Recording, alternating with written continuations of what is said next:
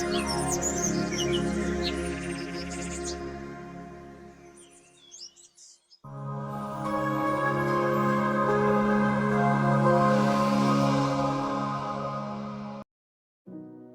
The Lord. Aroma T വിയിലെ എല്ലാ മാന്യ ശ്രോതാക്കൾക്കും വേഗം വരുന്ന കർത്താവായ യേശുക്രിസ്തുവിന്റെ ധന്യതിരുനാമത്തിലെ വന്ദനത്തെയും സ്വാഗതത്തെയും അറിയിക്കുന്നു.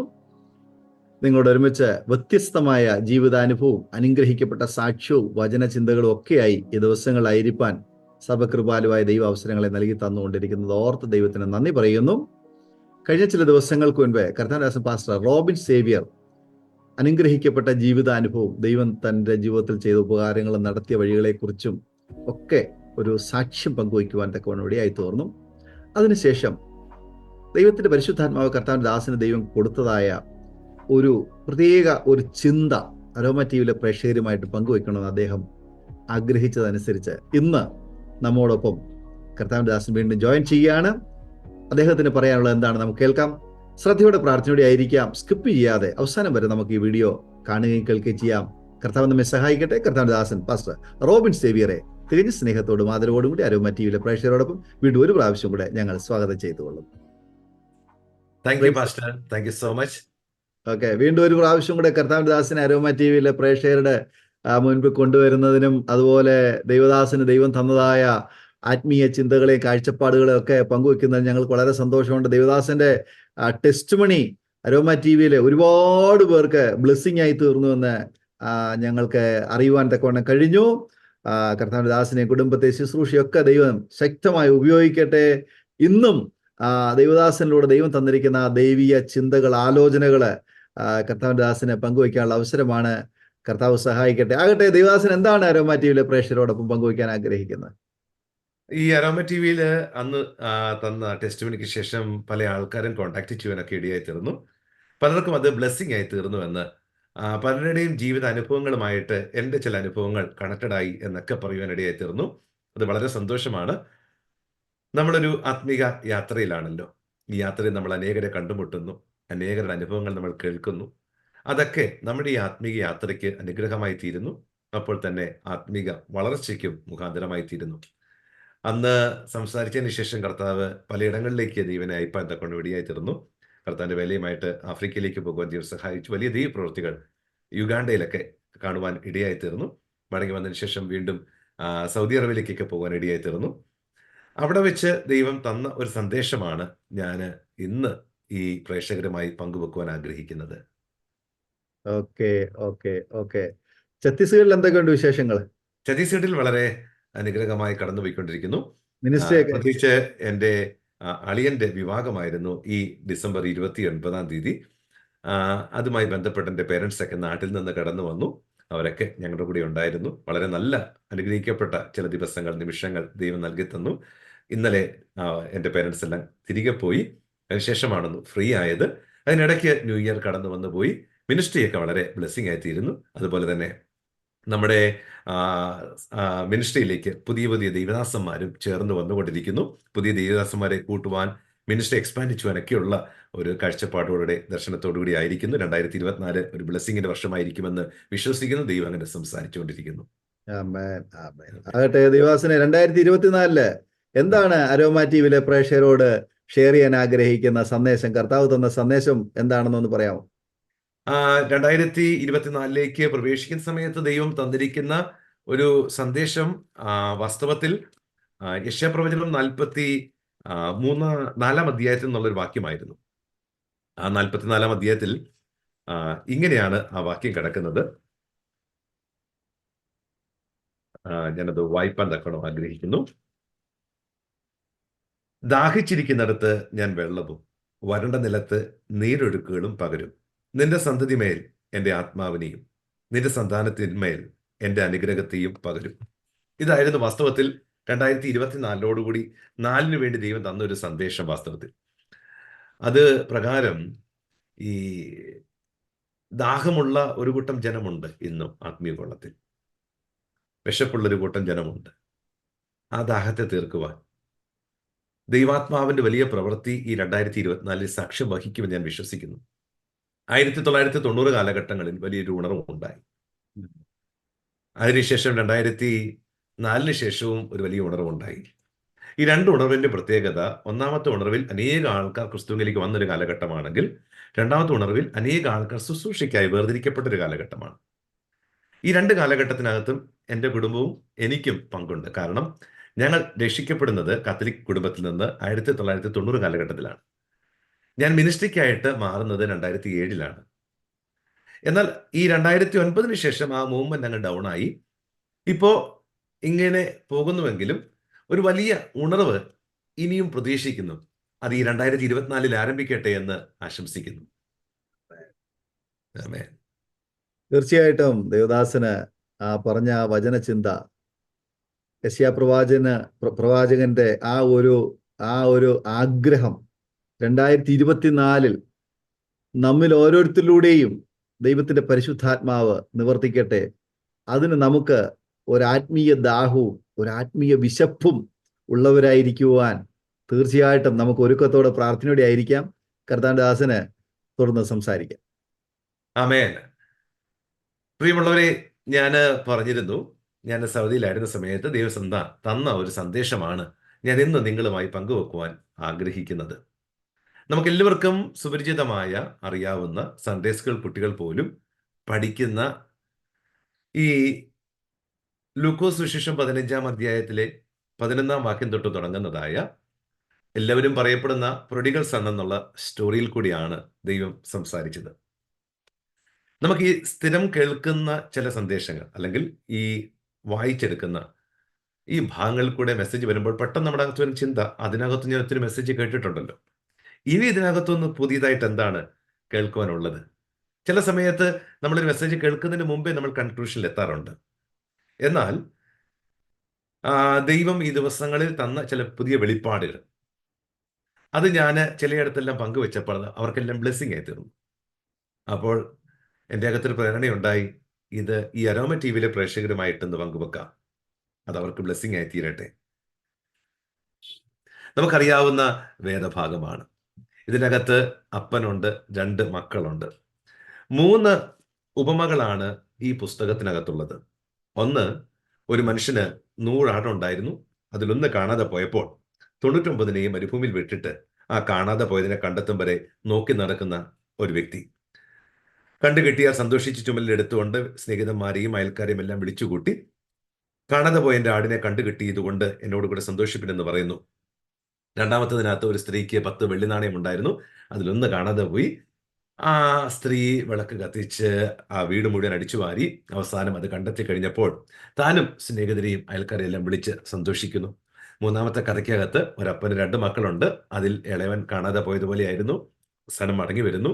അപ്പോൾ സന്തോഷിക്കുന്നു. ആൾക്കാരെല്ലാം വിളിച്ചുകൂട്ടി പാർട്ടി നടക്കുന്നു. ഈ 3 കഥയ്ക്കകത്തും പറയുന്ന ഒരു ചെറിയ കാര്യം ഞാൻ തുടക്കത്തിലെ സൂചിപ്പിക്കട്ടെ. 100 ആടുണ്ട്, അതിലൊന്ന് കാണാതെ പോയി, അതിനെ കണ്ടുകിട്ടി. അത് ഇത്ര വലിയ കാര്യമാണ്. അവര് അയൽക്കാരെ, സ്നേഹിതരെല്ലാം വിളിച്ച് പാർട്ടി നടത്തുകയാണ്. ഒരു സ്ത്രീ 10 വെള്ളി നാണയം ഉണ്ടായിരുന്നു, അതിലൊന്ന് കാണാതെ പോയി.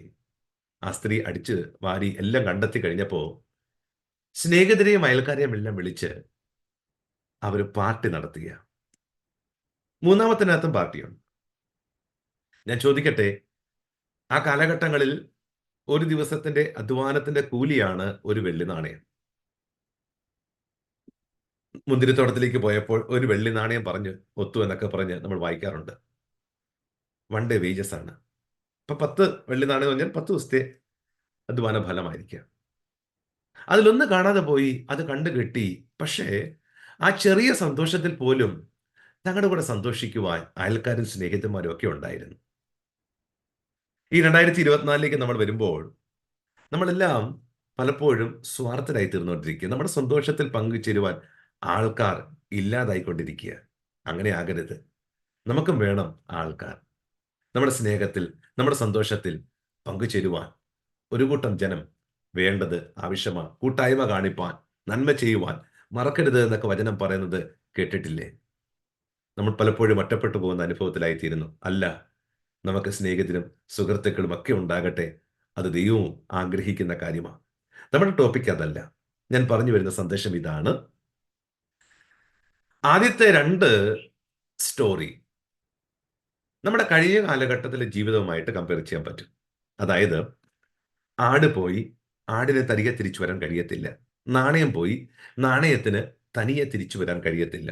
അപ്പൊ ഈ നാണയത്തെയും ആടിനെയും അന്വേഷിച്ചൊക്കെ ആള് പോകണം. അവിടെ ആ യജമാനൻ പോയി, അല്ലെങ്കിൽ ആ സ്ത്രീ കടന്നുപോയി. ഇതുപോലെ ഒരിക്കൽ നമ്മൾ ദൈവത്തിൽ നിന്ന് അകന്നു പോയവരാ. ആദത്തിന്റെ പാപം മുഖാന്തരം സകല മാനവരാശിയും ദൈവത്തിൽ നിന്ന് അകന്നു പോയപ്പോ മടക്കിക്കൊണ്ടുവരുവാൻ പിതാവ് തന്റെ പുത്രനായ യേശുവിനെ ഈ ഭൂമിയിലേക്ക് അയച്ചു. ആ കർത്താവായ യേശു നമ്മെ തേടിയെത്തി. നിങ്ങൾ എന്നെ തേടി വന്നൊന്നല്ല, നിങ്ങൾ എന്നെ തിരഞ്ഞെടുത്തു എന്നല്ല, ഞാൻ നിങ്ങളെ തിരഞ്ഞെടുത്തു. കർത്താവ് വാസ്തവത്തിൽ നമ്മെ തേടി വന്നത്. വലിയ വില കൊടുക്കേണ്ടി വന്നു നമ്മളെ വീണ്ടെടുക്കുവാൻ. അവസാനത്തുള്ള രക്തവും വില കൊടുത്ത് നമ്മളെ വിലയ്ക്ക് വാങ്ങി വീണ്ടെടുത്തു. അവസാനം നമ്മളെ മക്കളാക്കി തീർത്തു. ദൈവവചനം പറയുന്ന അവനെ കൈക്കൊണ്ട് അവന്റെ നാമത്തിൽ വിശ്വസിക്കുന്ന ഏവർക്കും ദൈവമക്കളാകുവാൻ ദൈവം അധികാരം കൊടുത്തു. യേശുവിനെ കർത്താവെന്ന് വായ്കൊണ്ട് ഏറ്റുപറയുകയും ദൈവം അവനെ മരിച്ചവരുടെ ഇടയിൽ നിന്ന് ഉയർത്തെഴുന്നേൽപ്പിച്ചു എന്ന് വിശ്വസിക്കുകയും ചെയ്താൽ നീ രക്ഷിക്കപ്പെടും. വിശ്വസിക്കുകയും സ്നാനമേൽക്കുകയും ചെയ്യുന്നവൻ രക്ഷിക്കപ്പെടും. രക്ഷ ഒരു പാക്കേജാണ്. അതിലൊന്നാമത്തെ പടി യേശുവിനെ സ്വന്തം രക്ഷിതാവായി സ്വീകരിക്കുക. അങ്ങനെ സ്വീകരിക്കണമെങ്കിൽ ആദ്യം യേശുവിൽ വിശ്വസിക്കണം. ദൈവം അയച്ച പുത്രനിൽ വിശ്വസിക്കുന്ന തന്നെയാണ് നിത്യജീവൻ. ചുരുക്കി പറഞ്ഞാൽ നമ്മളെല്ലാം അങ്ങനെ യേശുവിൽ വിശ്വസിക്കുകയും അങ്ങനെ അവനെ കൈക്കൊണ്ടുന്ന മുഖാന്തരം പുത്രത്വത്തിന്റെ ആത്മാവ് നമ്മുടെ അകത്തേക്ക് വരികയും അങ്ങനെ അബ്ബാ പിതാവേ എന്ന് വിളിപ്പാനുള്ള പദവിയിലേക്ക് നമ്മൾ മാറുകയും അങ്ങനെ മക്കൾ എന്ന പദവിയിലേക്ക് നമ്മൾ മാറ്റപ്പെട്ടു. ദൈവം നമ്മളെ വിലയ്ക്ക് വാങ്ങി മക്കളാക്കി. ഇപ്പോൾ നമ്മൾ ദൈവത്തിന്റെ മക്കളാണ്. അതിന്റെ തെളിവ് നമ്മുടെ അകത്തുള്ള പുത്രത്വത്തിന്റെ ആത്മാവാണ്. ഈ ആത്മാവ് ആരുടെ അകത്തുണ്ടോ അവർ മാത്രമാണ് ദൈവത്തെ അബ്ബ പിതാവേ എന്ന് വിളിപ്പാനുള്ള അധികാരമുള്ളത്. അതുകൊണ്ട് തന്നെയാണ് പഴയ നിയമ കാലഘട്ടത്തിൽ ഇസ്രായേൽ ജനം ഇന്നും അബ്ബ എന്ന വാക്ക് ദൈവത്തെ അഭിസംബോധന ചെയ്യുവാൻ ഉപയോഗിക്കാറില്ല.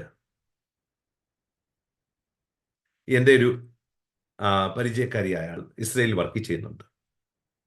നമ്മുടെ ഇവിടെ പലപ്പോഴും നമ്മുടെ സ്നേഹിതരുടെ പിതാവിനെയൊക്കെ പപ്പ എന്നൊക്കെ നമ്മൾ വിളിക്കാറുണ്ട്. പക്ഷെ അവിടുത്തെ ഒരു രീതി ഇപ്പോഴും അവർ പറയുന്നു, മക്കൾക്കല്ലാതെ മറ്റാർക്കും അബ്ബ എന്ന് ഒരാളെ അഭിസംബോധന ചെയ്യാൻ പാടില്ല.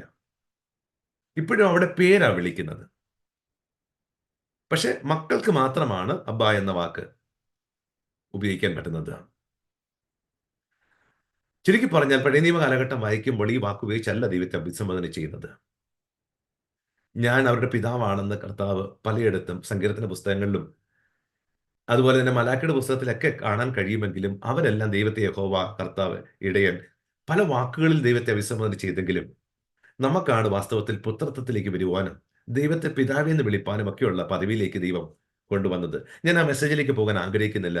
വളരെ ഡീപ്പായി പഠിപ്പിക്കുന്ന ഒരു വിഷയമാണത്, പുത്രത്വം. എന്നാൽ ഞാൻ ഇന്ന് പറയുവാൻ ആഗ്രഹിക്കുന്നത് നമ്മൾ ഇപ്പോൾ മക്കളാണ്. നമ്മൾ ദൈവത്തെ അബ്ബാ പിതാവേ എന്ന് വിളിക്കുന്നതാണ്. മൂന്നാമത്തെ സ്റ്റോറി ആടിന്റെയോ നാണയത്തിന്റെ അല്ല, ഒരപ്പനും 2 മക്കളുമായിട്ടുള്ള സ്റ്റോറിയാണ്. അത് ദൈവസഭയെയാണ് കാണിക്കുന്നത്. ദൈവം നമ്മുടെ പിതാവാണ്, നമ്മൾ അവന്റെ മക്കളാണ്. ഈ 2 മക്കൾ 2 കാറ്റഗറി ആയിട്ടുള്ള ആൾക്കാരെ, സഭയിലുള്ള 2 വ്യത്യസ്തമായ കൂട്ടരെ കാണിക്കുന്നു. ഈ ഇളയവൻ, ഞാൻ ഇങ്ങനെ പറയുവാൻ ആഗ്രഹിക്കുന്നു, ന്യൂ ജനറേഷനാണ്. മൂത്തവൻ ഓൾഡ് ജനറേഷനാണ്.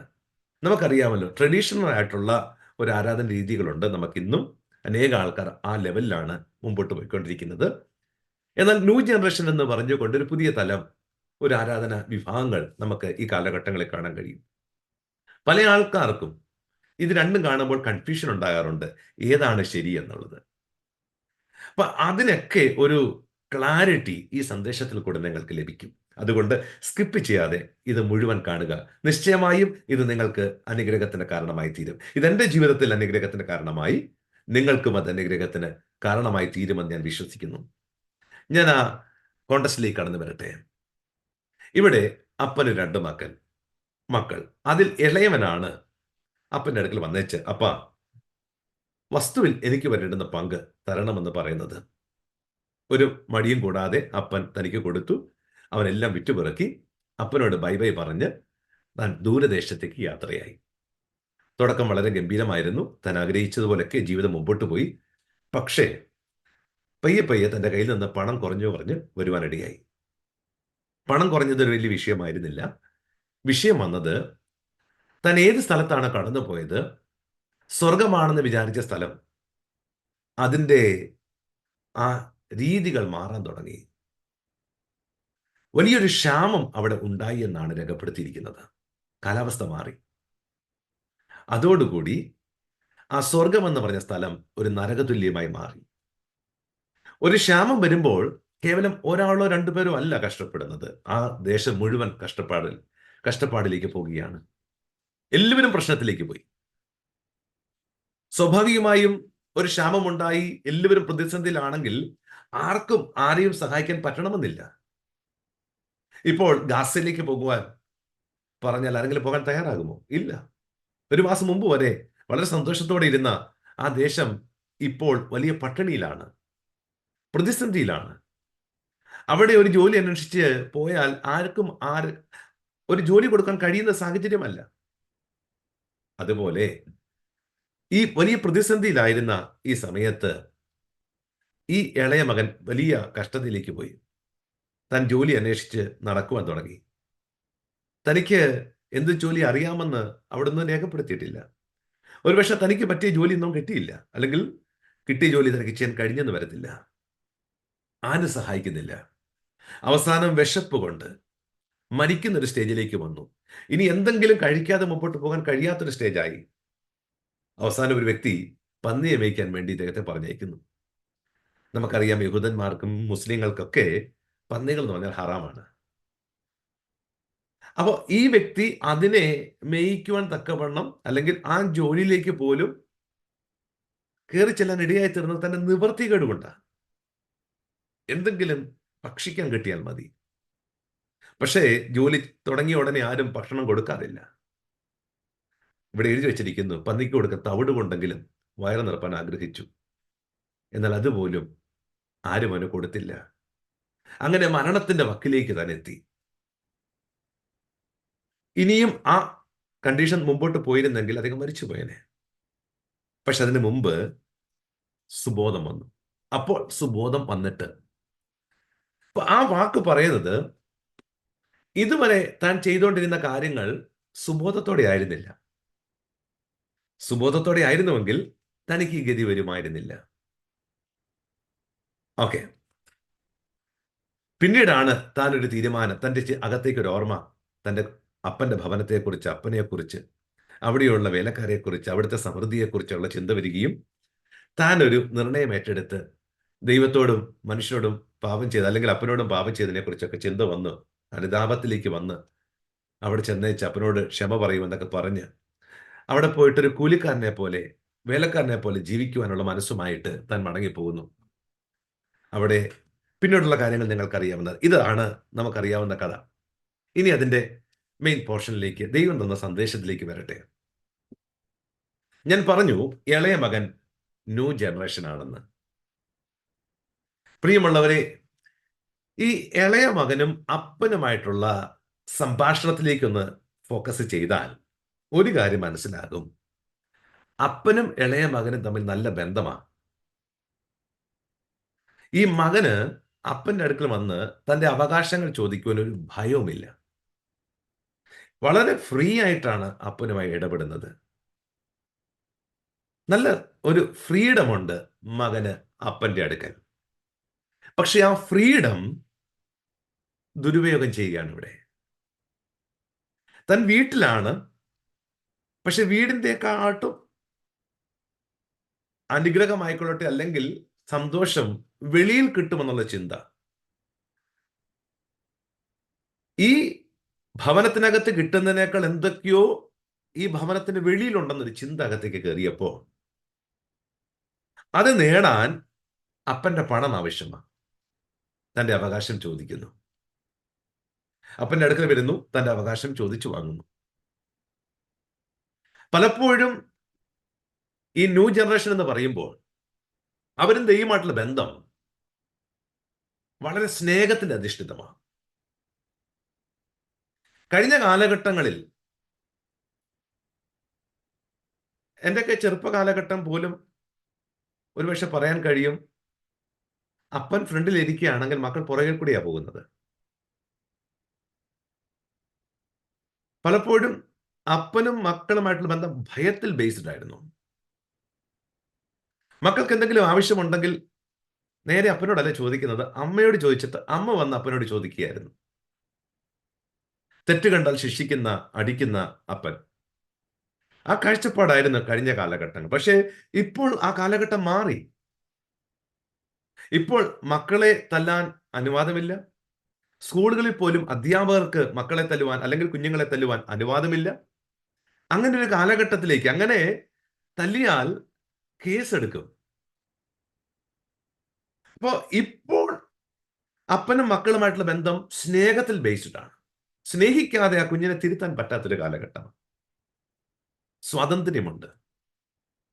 കഴിഞ്ഞ കാലഘട്ടത്തിലെ ജീവിതത്തെക്കാൾ വ്യത്യസ്തമാണ്. ഞാൻ പറഞ്ഞു വന്നത്, ഈ ന്യൂ ജനറേഷൻ ദൈവമായിട്ടുള്ള ബന്ധത്തിലേക്ക് വരുമ്പോൾ അവർ സ്നേഹത്തിൽ ബേസ്ഡ് ആയിട്ടാണ് അവർ റിലേഷൻഷിപ്പ് മെയിൻറ്റെയിൻ ചെയ്യുന്നത്. അവർക്ക് ഭയമില്ല, ഫ്രീഡം ഉണ്ട്. അപ്പന്റെ അടുക്കൽ വരുവാനും താൻ ആരാണെന്നും അപ്പൻ ആരാണെന്നും തന്റെ അവകാശം എന്താണെന്നും ഇത് നല്ലവണ്ണം ബോധ്യമുള്ളവരാണ് ന്യൂ ജനറേഷൻ. കാരണം അവരുടെ പ്രാർത്ഥന കേട്ടാൽ അത് തിരിച്ചറിയാൻ പറ്റും. ഓരോ വ്യക്തിയും അവരുടെ ദൈവത്തോട് പ്രാർത്ഥിക്കുന്ന പ്രാർത്ഥന കേൾക്കുമ്പോൾ അവരേത് നിലവാരത്തിലാണ് ഉള്ളത് എന്ന് തിരിച്ചറിയാൻ വളരെ ഈസിയാണ്. അവരുടെ അവകാശങ്ങളെ അവർ ചോദിച്ചു വാങ്ങിക്കാറുണ്ട്. പലപ്പോഴും നമ്മൾ കടന്നു വന്നേച്ച് ദൈവത്തോട് പറയും, കർത്താവേ, ഞാൻ നിന്റെ മകനാണ്, നീ എൻ്റെ അപ്പനാണ്. അത് മാത്രമല്ല, മക്കളെങ്കിലും അവകാശി, ദൈവത്തിന്റെ അവകാശിയും ക്രിസ്തുവിന്റെ കൂട്ടവകാശിയുമാണ്. അങ്ങനെയാണെങ്കിൽ രക്ഷ എന്റെ അവകാശമാണ്, നീതി എന്റെ അവകാശമാണ്, വിശുദ്ധി എന്റെ അവകാശമാണ്, തേജസ് എന്റെ അവകാശമാണ്, അധികാരം എന്റെ അവകാശമാണ്. യേശുക്രിസ്തുവിൽ എന്തെല്ലാം ഉണ്ടോ അതെല്ലാം എനിക്കും കൂടി ഉള്ളതാണ്. അതുകൊണ്ടാണ് റോമർക്കെഴുതിയ ലേഖനത്തിൽ ഇങ്ങനെ പറയുന്നത്, അവൻ അനേക പുത്രന്മാരിൽ ആദിജാതനാകേണ്ടതിന് അവന്റെ സ്വരൂപത്തോട് അനുരൂപമായി തീരുവാൻ നമ്മളെ അവൻ മുൻ നിയമിച്ചിരിക്കുന്നു. യേശു കർത്താവ് നമ്മുടെ ജ്യേഷ്ഠനാണ്. ആ യേശുവിന് എന്തെല്ലാം അവകാശങ്ങളും അധികാരങ്ങളും ഉണ്ടോ അതെല്ലാം നമുക്കുമുണ്ട്. കാരണം നമ്മളും മക്കളാണ്. നമ്മുടെ അകത്ത് വ്യാപരിക്കുന്ന ആത്മാവ് പുത്രത്വത്തിന്റെ ആത്മാവാകൊണ്ട് നമ്മളുടെ അവകാശങ്ങളെ കുറിച്ച് നമുക്ക് നല്ല ബോധ്യമുണ്ട്. അത് മാത്രമല്ല, ദൈവത്തിനടുക്കൽ കടന്നു വന്നിട്ട് പറയാം, കർത്താവ്, രോഗസൗഖ്യം എന്റെ അവകാശം, സാമ്പത്തിക നന്മ എന്റെ അവകാശമാണ്. അപ്പോ നമ്മൾ വന്നേച്ച് ചോദിക്കുക, കർത്താവ്, എനിക്ക് ജോലി വേണം, വീട് വേണം, കാറ് വേണം, നല്ല വിവാഹം കഴിക്കണം, മക്കളുണ്ടാകണം, അവർക്ക് നല്ല വിദ്യാഭ്യാസം ഉണ്ടാകണം, അവർക്ക് നല്ല ഭാവി ഉണ്ടാകണം. ഇതെല്ലാം മക്കളായതുകൊണ്ട് നമ്മുടെ അവകാശങ്ങളാണെന്ന് നമുക്ക് പൂർണ്ണ ബോധ്യമുണ്ട്. പലപ്പോഴും പലർക്കും അവസരം കൊടുത്താൽ അവരിങ്ങനെ സാക്ഷ്യം പറയും, ഈ കാണുന്നതെല്ലാം എൻ്റെ അപ്പൻ എനിക്ക് തന്നതാ, എൻ്റെ ലൈഫിൽ ഒന്നും ഉണ്ടായിരുന്നില്ല. ഈ കാണുന്ന എല്ലാ അനുഗ്രഹത്തിന്റെയും നന്മയുടെയും കാരണം എൻ്റെ യേശുവാണെന്ന് പറഞ്ഞ് അഭിമാനത്തോടെ സാക്ഷ്യം പറയുന്ന അനേകരുണ്ട്. ഈ മകന്റെ കയ്യിലിരിക്കുന്ന ഇപ്പോൾ നന്മകൾ മുഴുവൻ ആരാ കൊടുത്തത്? അപ്പനാ കൊടുത്തത്. അതെന്തുകൊണ്ടാ? കാരണം ഇവൻ അവകാശിയാ. അവൻ പറഞ്ഞ കാര്യം, തന്റെ അവകാശം, അത് യാഥാർത്ഥ്യമായിരുന്നു, സത്യമായിരുന്നു. അപ്പൻ അതുകൊണ്ട് തന്നെ ഒരു നോയും പറയാതെ മക്കൾ ആഗ്രഹിച്ചതില്ല, മകൻ ആഗ്രഹിച്ചതുപോലെ അവനെല്ലാം കൊടുത്തു. പക്ഷെ പ്രശ്നം, മക്കൾക്ക് അല്ലെങ്കിൽ ആ ഇളയവന് അപ്പന്റെ സമ്പത്ത് മതിയായിരുന്നു, അപ്പനെ വേണ്ടായിരുന്നു. ഇവിടെ എല്ലാ നന്മകളും തന്റെ കയ്യിലെത്തി, എല്ലാം വിറ്റുപെറുക്കി കയ്യിലാക്കി, അപ്പനോട് ബൈ ബൈ പറഞ്ഞിട്ടുള്ള ഒറ്റ പോക്ക. അപ്പനേക്കാൾ അധികമായി ലോകത്തെ സ്നേഹിച്ചു.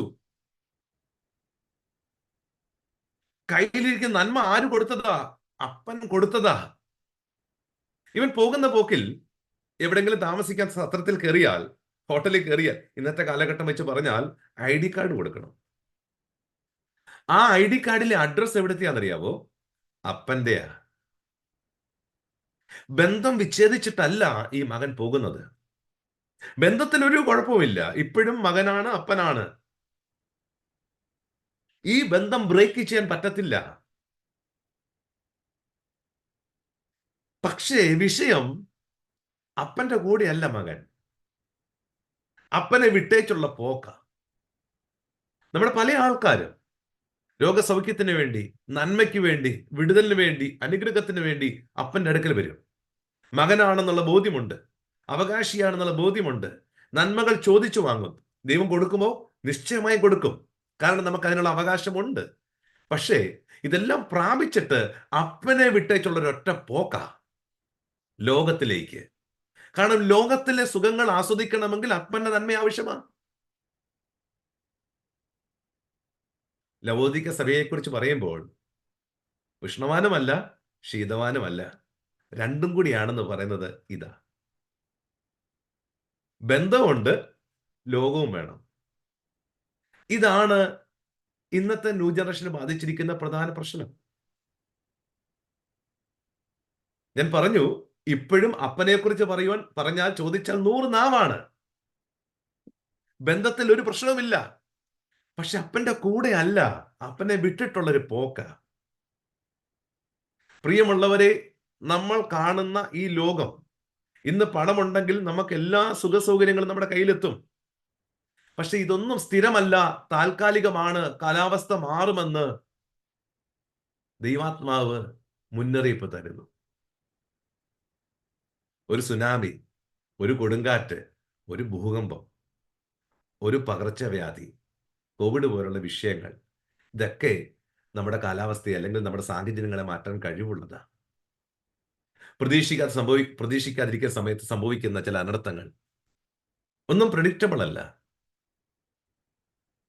പ്രിയമുള്ളവരെ, നമ്മുടെ ചുറ്റുപാടുകളിൽ ഇങ്ങനെയൊക്കെ പ്രശ്നങ്ങൾ നടക്കുന്നുണ്ട്. ഒത്തിരി പേർ കണ്ണീരിലേക്ക് പോകുന്നുണ്ട്. ഗാസയെക്കുറിച്ച് കുറച്ച് നാൾ മുമ്പ് എത്ര മനോഹരമായ പട്ടണമായിരുന്നു. പക്ഷെ ഇപ്പോൾ അവിടുത്തെ സ്ഥിതി, അവിടുത്തെ പിക്ചറുകൾ കാണുമ്പോൾ എത്ര വേദനാജനകമാണ്. നമുക്കങ്ങനെ സംഭവിച്ചിട്ടില്ലാത്തത് കൊണ്ട് നമുക്കതിന്റെ ഭീകരത അറിയത്തില്ല. നമ്മുടെ മുമ്പിൽ കാണുന്ന സുഖസൗകര്യങ്ങളും സന്തോഷം ഒന്നും സ്ഥിരമല്ല, താത്കാലികമാ. അതിന്റെ പിന്നാലെ ഓടിയാൽ പ്രശ്നത്തിലേക്ക് പോകേണ്ടി വരും. ഇവിടെ ഈ ഇളയവൻ ഓടി, അവൻ വലിയ പ്രശ്നത്തിലായി, മരണത്തിന്റെ വക്കോളം തന്നെ എത്തി. ഇതെല്ലാം ചെയ്യാൻ കാരണം സുബോധം നഷ്ടപ്പെട്ടതാണ്. He was not in the right sense. നമ്മൾ പറയാറുണ്ട്, ഈ somebody is not in the right sense, whatever he does, everything will be nonsense. അതാണ് ഇവിടെ സംഭവിച്ചത്. നമുക്കറിയില്ല നമ്മൾ ചെയ്യുന്ന കാര്യം ശരിയാണോ തെറ്റാണോ എന്ന്. ഒരു ചിന്തയാ ശരിയായിരിക്കും, കാരണം എൻ്റെ കയ്യിലിരിക്കുന്ന നന്മ ആരുടേതാ? അപ്പൻ തന്നതാ. അപ്പൻ തന്നതുകൊണ്ടാണ് ഞാൻ പോകുന്നത്. അപ്പനെ കുറിച്ച് 100 നാവാ. പക്ഷേ അപ്പന് നിന്റെ പുറകെ വരാൻ പറ്റത്തില്ല. നമ്മൾ സ്വാഭാവികമായി ചിന്തിക്കുന്ന ഒരു കാര്യമുണ്ട്. ആ ആട് നഷ്ടപ്പെട്ടു, ആടിനെ അന്വേഷിച്ച് ഒരു യജമാനൻ പോയി. നാണയം നഷ്ടപ്പെട്ടു, ആ നാണയത്തെ അന്വേഷിച്ച് ആ സ്ത്രീ പോയി. പക്ഷെ ഈ മകൻ പോയതിനു ശേഷം മകന്റെ പിന്നാലെ അപ്പൻ പോയില്ല. മകൻ ഇത്രമാത്രം കഠിനമായ പ്രതിസന്ധിയിൽ കൂടെ കടന്നുപോയി, ക്ഷാമത്തിൽ കൂടെ കടന്നുപോയി, മരണകരമായ അവസ്ഥയിൽ കൂടെ കടന്നുപോയി. തന്നെ അന്വേഷിച്ച് ആരും വന്നില്ല. അതെന്തുകൊണ്ട്? അപ്പൻ പോയില്ല, തന്റെ മൂത്ത സഹോദരൻ വന്നില്ല. അപ്പൻ ഇഷ്ടം പോലെ വേലക്കാരും കൂലിക്കാരും ഒക്കെ ഉണ്ട്, അവരാരും പോയില്ല. എന്തുകൊണ്ടാ പോകാഞ്ഞത്? ആടിന് തനിയെ വരാൻ കഴിയത്തില്ല, നാണയത്തിന് തനിയെ വരാൻ കഴിയത്തില്ല. പക്ഷേ മകന്റെ സ്ഥിതി അങ്ങനല്ല, അവന് തനിയെ തിരിച്ചു വരാം. പക്ഷെ ഒറ്റ കുഴപ്പമേ ഉള്ളൂ, സുബോധം വരണം. അപ്പനറിയാം ഇവൻ ഈ പോക്ക് പോകുന്നത് ബോധമില്ലാതെയാ. ഈ ബോധമില്ലാത്തവനെ ഉപദേശിച്ചിട്ട് കാര്യമില്ല. ബോധമില്ലാതിരിക്കുന്ന ഒരുവനോട്, മോനെ നീ കാണിക്കുന്ന തെറ്റാണ്, അങ്ങനെ ചെയ്യരുത് എന്ന് പറഞ്ഞാൽ അവൻ നമ്മളെ പരിഹസിക്കും. കാരണം അവനത് മനസ്സിലാക്കാനുള്ള കപ്പാസിറ്റി ഇല്ല. അതുകൊണ്ട് തന്നെയാണ് കുടം കമഴ്ത്തി വെച്ചേച്ച് വെള്ളം ഒഴിക്കണ്ട എന്ന് പറയുന്നത്. കുടം തിരിഞ്ഞു വരട്ടെ.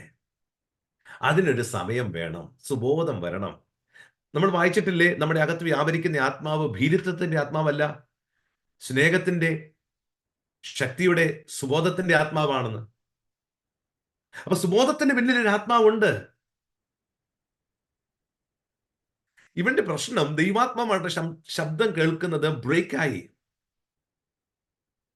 ഇവന്റെ അകത്ത് അറിവുണ്ട് താൻ ആരാണെന്ന്, പക്ഷേ ദൈവശബ്ദം കേൾക്കുന്ന ആത്മാവിനെ അനുസരിച്ച് നടക്കുന്ന തലത്തിൽ നിന്ന് അവൻ പുറത്തുപോയി. പിന്നീട് ലോകത്തിലേക്ക് അവന്റെ മനസ്സ് അവനെ നിയന്ത്രിക്കാൻ തുടങ്ങി. ജഡത്തിന്റെ ഇഷ്ടത്തിനനുസരിച്ച് പോകാൻ തുടങ്ങി. അവിടെ അവന്റെ പുറകെ കർത്താവിന് വരാൻ കഴിയത്തില്ല. നമ്മൾ കേട്ടിട്ടില്ലേ, നമ്മുടെ ദൈവം നമ്മൾ ഒരു നാളും ഉപേക്ഷിക്കത്തില്ല, മറക്കത്തില്ല. He will never leave us, never forsake us. ശരിയാ, ദൈവം നമ്മളെ കൈവിടത്തില്ല, ഉപേക്ഷിക്കത്തില്ല. പക്ഷെ ഇവിടെ ഈ കോണ്ടസ്റ്റിൽ അപ്പനല്ല മകനെ ഉപേക്ഷിച്ചത്, മകൻ അപ്പനെ ഉപേക്ഷിച്ചത്. ദൈവം നമ്മളെ കൈവിടത്തില്ല, ദൈവം നമ്മളെ ഉപേക്ഷിക്കത്തില്ല. പക്ഷെ നമുക്ക് ദൈവത്തെ ഉപേക്ഷിക്കാം. നിങ്ങൾക്കറിയാമോ, ഏദൻ തോട്ടത്തിൽ അവിടെ ദൈവം ആദമിനെ അവയെ സൃഷ്ടിച്ചു. അവരവിടെ ആയിരുന്നു, ദൈവമായിട്ടുള്ള കൂട്ടായ്മ ബന്ധത്തിലായിരുന്നു, അവിടെ നിത്യതയിലായിരുന്നു. പക്ഷെ അതിനകത്തൊരു പ്രശ്നമുണ്ടായിരുന്നു. ആ പ്രശ്നം മറ്റൊന്നുമല്ല, മരണമായിരുന്നു. നിത്യതയിൽ മരണമോ? ആ വാക്ക് തന്നെ യോജിക്കുന്നില്ലല്ലോ. ഉണ്ടായിരുന്നു. എവിടെയായിരുന്നു? ആ വൃക്ഷത്തിന്റെ നന്മ തിന്മകളെ കുറിച്ചുള്ള അറിവിന്റെ വൃക്ഷഫലം, അതിനകത്തുള്ള ആ ഫലം ഭക്ഷിച്ചാൽ മരിക്കുമെന്ന് ദൈവം പറഞ്ഞു. അപ്പോ മരണം എവിടെയാണ്? ആ ഫലത്തിനകത്താണ്. അതെവിടെയാ? തോട്ടത്തിന്റെ നടുവിലാണ്. പക്ഷെ ഈ ആദം ഹവയും ആ മരത്തിൽ കയറിയാലോ ആ ഫലം പറിച്ചാലോ മരണം പിടിക്കുമോ? ഇല്ല. മരണം വരണമെങ്കിൽ അത് ഭക്ഷിക്കണം. ഈ ആദമും ഹവയും ഉറങ്ങിക്കിടക്കുമ്പോൾ ഫലം തനിയെ ഓടി വന്ന് ഇവരുടെ ഉദരത്തിലേക്ക് പ്രവേശിക്കത്തില്ല. ആദമിന്റെയും ഹവയുടെയും അനുവാദം കൂടാതെ മരണത്തിനകത്ത് പ്രവേശിപ്പാൻ കഴിയത്തില്ല.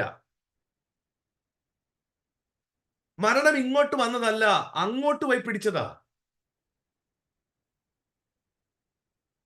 പറഞ്ഞതിന്റെ കാരണം, ദൈവം നമ്മെ കൈവിടത്തില്ല, പക്ഷെ നമുക്ക് ദൈവത്തെ കൈവിടാം.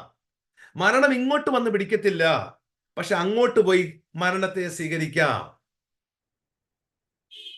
ഇത് പുതിയ നിയമത്തിൽ. പഴയ നിയമത്തിൽ എന്താണോ, നമ്മളിപ്പോൾ കർത്താവ് നമ്മളെ വീണ്ടെടുത്തു, പുത്രത്വത്തിന്റെ ആത്മാവ് തന്ന മക്കളായി, അവകാശികളായി, നിത്യതയ്ക്ക് ഓഹരിക്കാരായി, നിത്യജീവൻ നമ്മളിൽ വാഴുവാൻ തുടങ്ങി.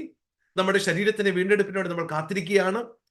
ഇതെല്ലാം ശരിയാണെങ്കിലും ആ ഏദൻ തോട്ടത്തിൽ ഉണ്ടായിരുന്ന അതേ പ്രശ്നം ഇപ്പോഴും നമ്മുടെ മുമ്പിലുണ്ട്. അതറിയണമെങ്കിൽ റോമർക്ക് എഴുതിയ ലേഖനം 8-ാം അധ്യായം 13-ാം വാക്യം വായിക്കണം. പാസ്റ്റർ, ആ വാക്യം ഒന്ന് വായിക്കാമോ? റോമാലേഖനം 8-ാം അധ്യായം 13-ാം വാക്യം. നിങ്ങൾ ജഡത്തെ അനുസരിച്ച് ജീവിക്കുന്നു എങ്കിൽ മരിക്കും നിശ്ചയം. ആത്മാവിനാൽ ശരീരത്തിന്റെ പ്രവൃത്തികളെ മരിപ്പിക്കുന്നുവെങ്കിലോ നിങ്ങൾ ജീവിക്കും. ഇതേ കാര്യം തന്നെയല്ലേ ഉൽപ്പത്തി പുസ്തകത്തിലും പറയുന്നത്? നിങ്ങൾ ഈ വൃക്ഷത്തിന്റെ ഫലം ഭക്ഷിച്ചാൽ മരിക്കും. ഇവിടെ ഒരു വാക്കുകൊണ്ട് എടുത്തു പറഞ്ഞ നിശ്ചയം, അതിന് മാറ്റമില്ല എന്നാണ് അതിന്റെ അർത്ഥം.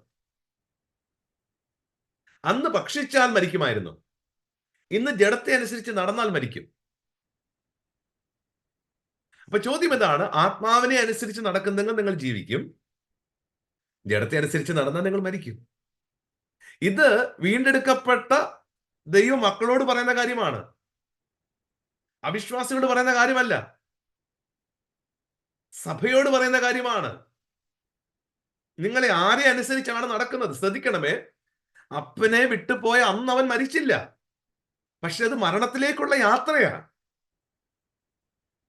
ആ യാത്ര കണ്ടിന്യൂ ചെയ്തിരുന്നുവെങ്കിൽ അവൻ മരണത്തിലേക്ക് പോകുമായിരുന്നു. പക്ഷേ മരണത്തിലേക്ക് പോകുന്നതിന് മുമ്പ് സുബോധത്തിന്റെ ആത്മാവ് വന്നതുകൊണ്ട് അവനൊരു യൂട്ടേൺ എടുക്കുക. അവൻ കണ്ടിന്യൂ ചെയ്തിരുന്നെങ്കിൽ അവിടെ വീട് മരിച്ചേനെ. ഇത് ഇന്നത്തെ സഭയോട്, ആത്മീയ ഗോളത്തോട് പറയുവാനുള്ള കാര്യമാണ്. മരണം ഇപ്പോഴും ഉണ്ട് മുമ്പിൽ, പക്ഷെ ആ മരണത്തിന് ഇങ്ങോട്ട് വന്ന് പിടിക്കാനുള്ള ശക്തിയില്ല, പക്ഷെ അങ്ങോട്ട് പോയി പിടിക്കാം. നമ്മളിപ്പോൾ ജീവനിൽ വാഴുന്നവരാണ്, നിത്യജീവന്റെ അവകാശികളാണ്. ദൈവം ആദമിനെ ഹവ്വയെ സൃഷ്ടിച്ചപ്പോൾ എങ്ങനെയായിരുന്നുവോ അതുപോലെ തന്നെ നമുക്ക് സ്വാതന്ത്ര്യമുണ്ട്. പക്ഷെ ഒരു പ്രശ്നമുണ്ട് ഇവിടെ. നമ്മൾ ആരെ അനുസരിച്ചാണ് നടക്കുന്നത്? ജഡത്തെ അനുസരിച്ചാണോ? അപ്പനെ വിട്ടിട്ടുള്ള പോക്കാണോ? വചനം പറഞ്ഞു കേട്ടിട്ടില്ലേ? കൊമ്പുകൾക്ക് മുന്തിരിവള്ളിയിൽ വസിച്ചിട്ടല്ലാതെ തനിയെ ഫലം കഴിപ്പാൻ കഴിയത്തില്ല.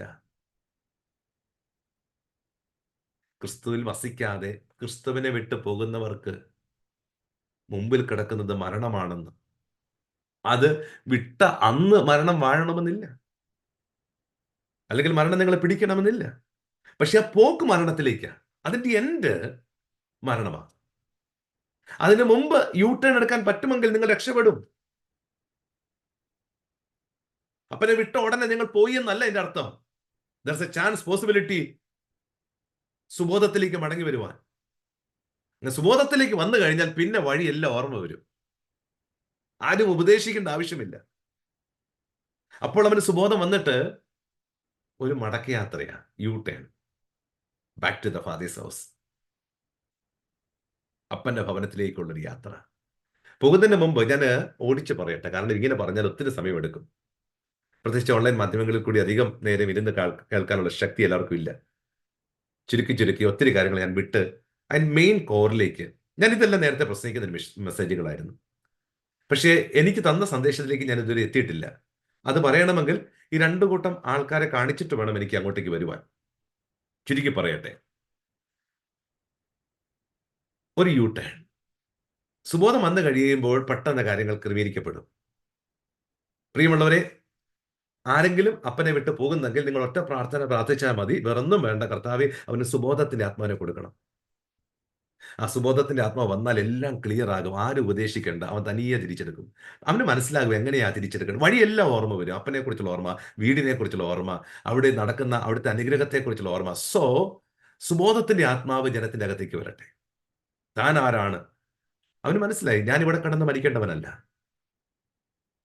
പ്രിയമുള്ളവരെ, നിങ്ങൾ കഷ്ടപ്പെട്ട് അല്ലെങ്കിൽ മരണത്തിലേക്ക് പോകേണ്ടവരല്ല, ജീവനിൽ വാഴേണ്ടവരാ. നിങ്ങൾക്കൊരു അപ്പനുണ്ട്, നിങ്ങൾക്കൊരു ഭവനമുണ്ട്, അവിടെ സമൃദ്ധിയുണ്ട്. So take a U turn back to the father's house. മടങ്ങി വരിക. ഇവന്റെ മനസ്സിനകത്തൊരു ചിന്ത വന്നു.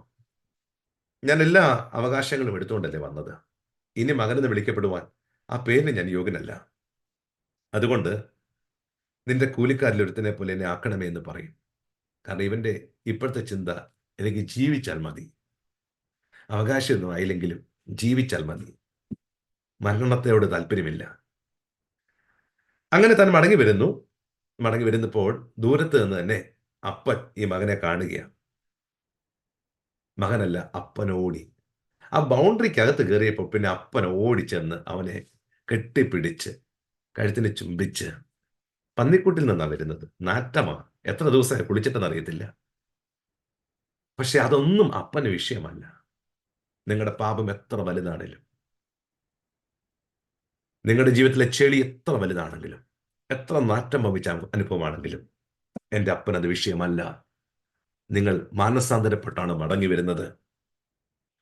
അവൻ ഓടി വരും നിങ്ങളെ ഹഗ് ചെയ്യുവാൻ.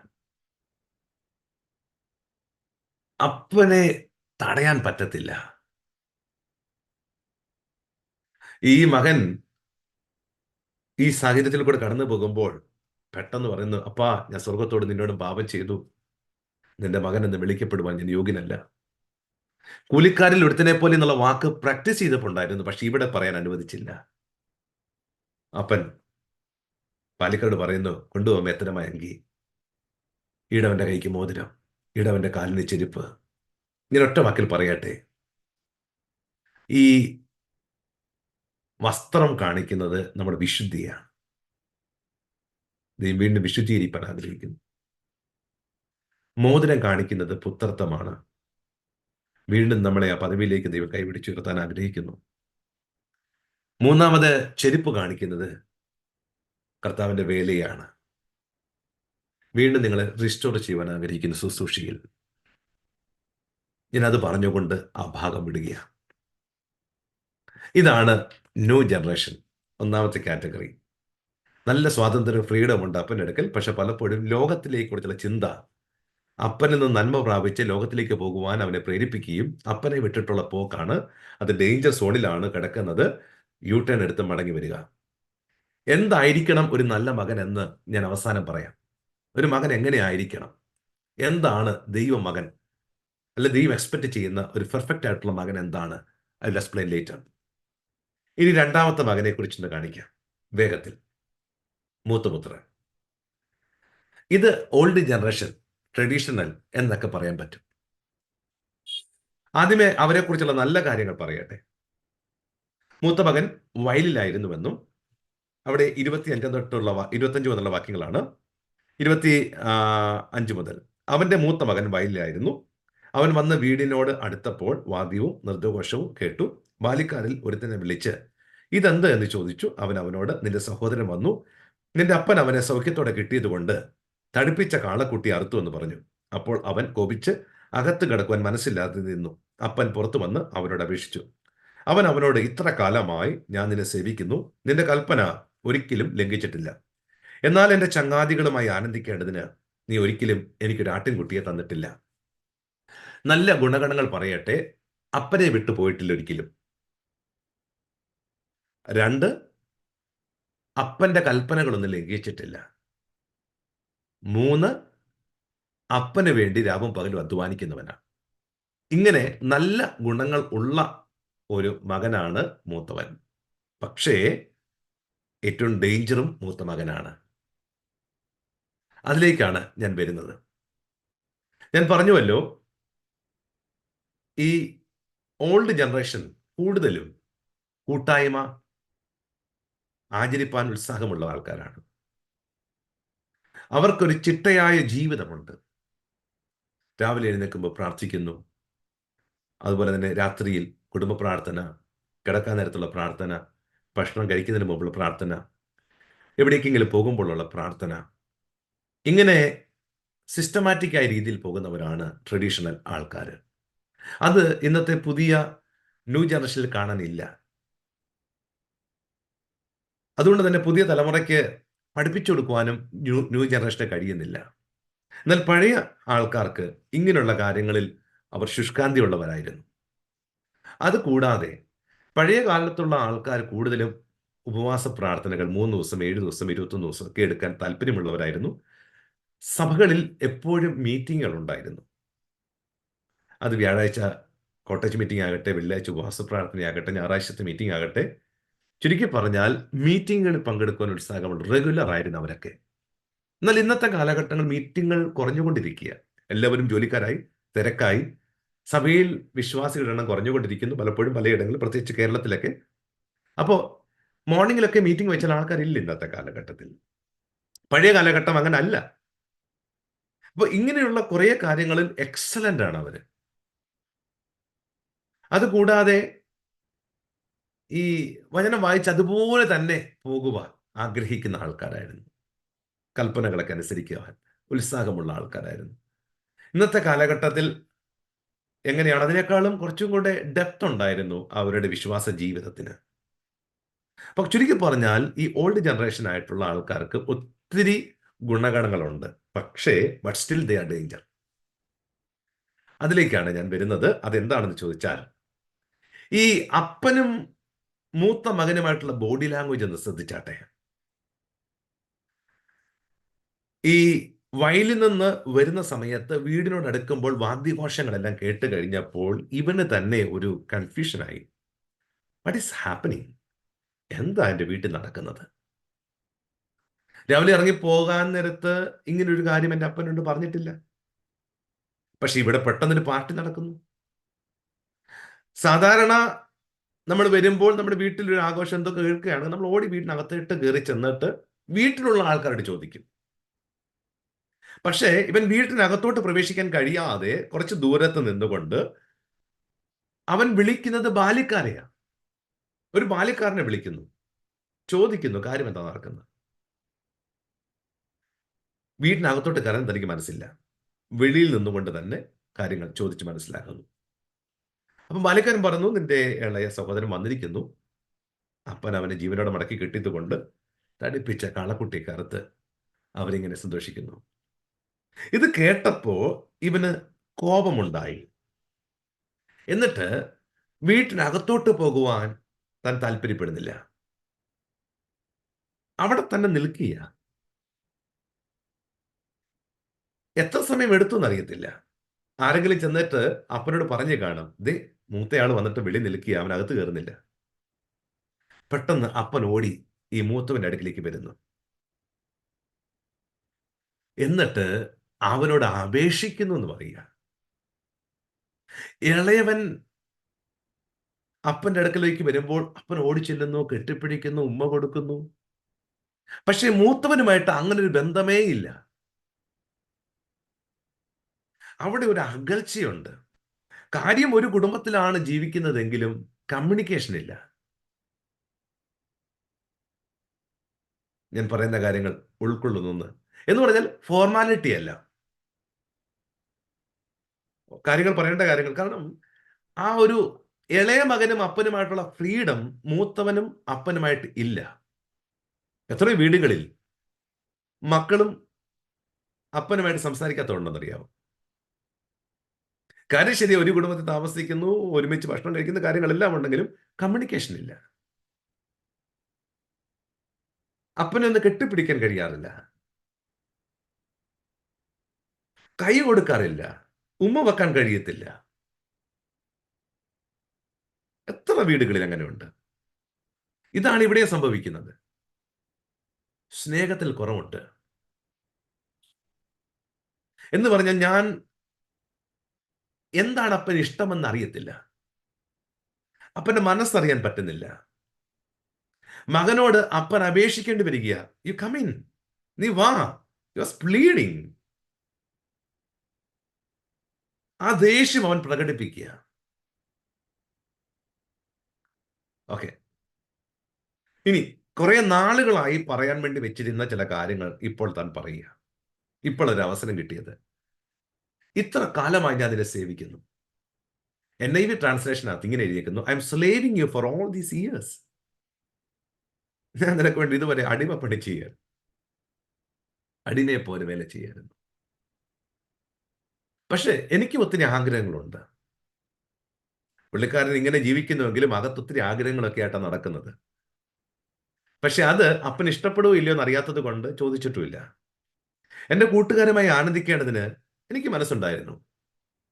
പക്ഷെ ഇതുവരെ നീ എനിക്കൊരു ആട്ടിൻകുട്ടിയെ പോലും തന്നിട്ടില്ല. അതുകൊണ്ട് ചോദിച്ചിട്ടുമില്ല, എടുത്തിട്ടുമില്ല. ഇവന്റെ ജീവിതം അത്ര സുഖകരമല്ല, സന്തോഷകരമല്ല. കാരണം അപ്പന്റെ കൂടെയാണ്, കൽപ്പനകൾ അനുസരിക്കുന്നുണ്ട്, അപ്പന് വേണ്ടി രാവും പകലും അധ്വാനിക്കുന്നുണ്ട്, ഒത്തിരി നല്ല കാര്യങ്ങൾ ഉണ്ടെങ്കിലും ഇവൻ ഹാപ്പി അല്ല, ഫ്രീഡം ഇല്ല. അധ്വാനം മാത്രമേ ഉള്ളെന്ന്, പ്രയോജനമൊന്നുമില്ലെന്ന് താൻ പറയുകയാണ്. ഒരാട്ടിൻകുട്ടിയെ പോലും തന്നിട്ടില്ലെന്ന്. വാസ്തവത്തിൽ ഇദ്ദേഹം പറയുന്ന കാര്യം ശരിയാണോ? അതറിയണമെങ്കിൽ പാസ്റ്ററെ വായിച്ചാട്ടെ, ലൂക്കോസ് സുവിശേഷം 15-ാം അധ്യായം 11-12 വാക്യങ്ങൾ വായിച്ചാട്ടെ. ലൂക്കോസ് സുവിശേഷം 15-ാം അധ്യായം 11-12 വാക്യങ്ങൾ. പിന്നെയും അവൻ പറഞ്ഞത്, ഒരു മനുഷ്യന് 2 പുത്രന്മാർ ഉണ്ടായിരുന്നു.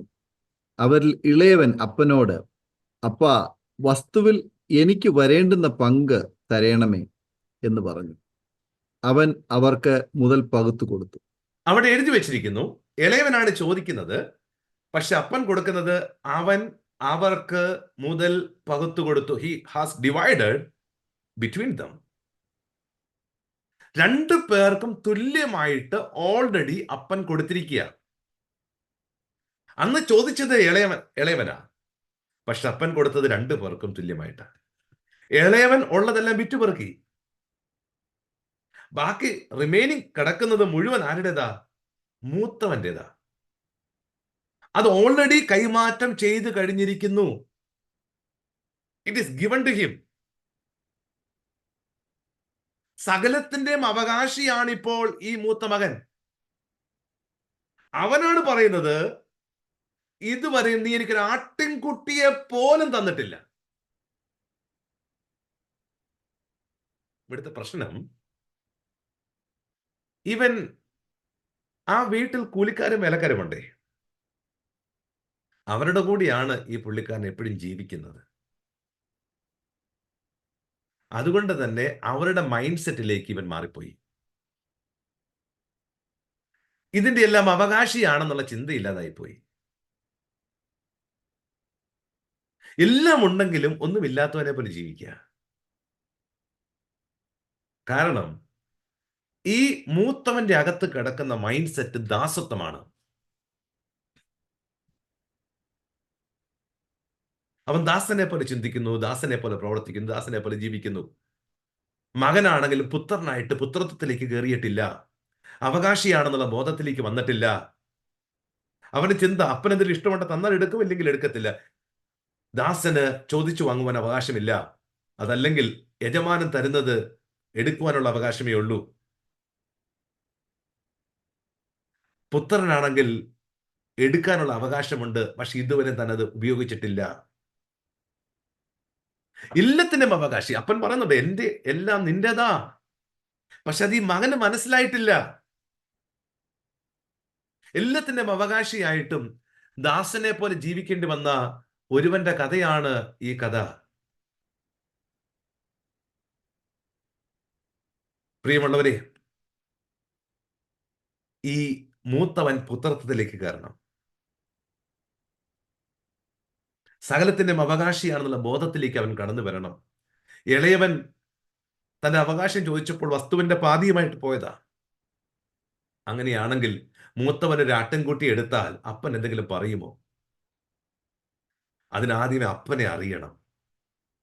സ്വന്തം പുത്രനെ ആദരിക്കാതെ അവനെ നമുക്ക് വേണ്ടി ഏൽപ്പിച്ചു തന്നവൻ അവനോട് കൂടെ നമുക്ക് സകലതും നൽകാതിരിക്കുമോ എന്ന് ചോദിക്കുന്നില്ലേ വചനം?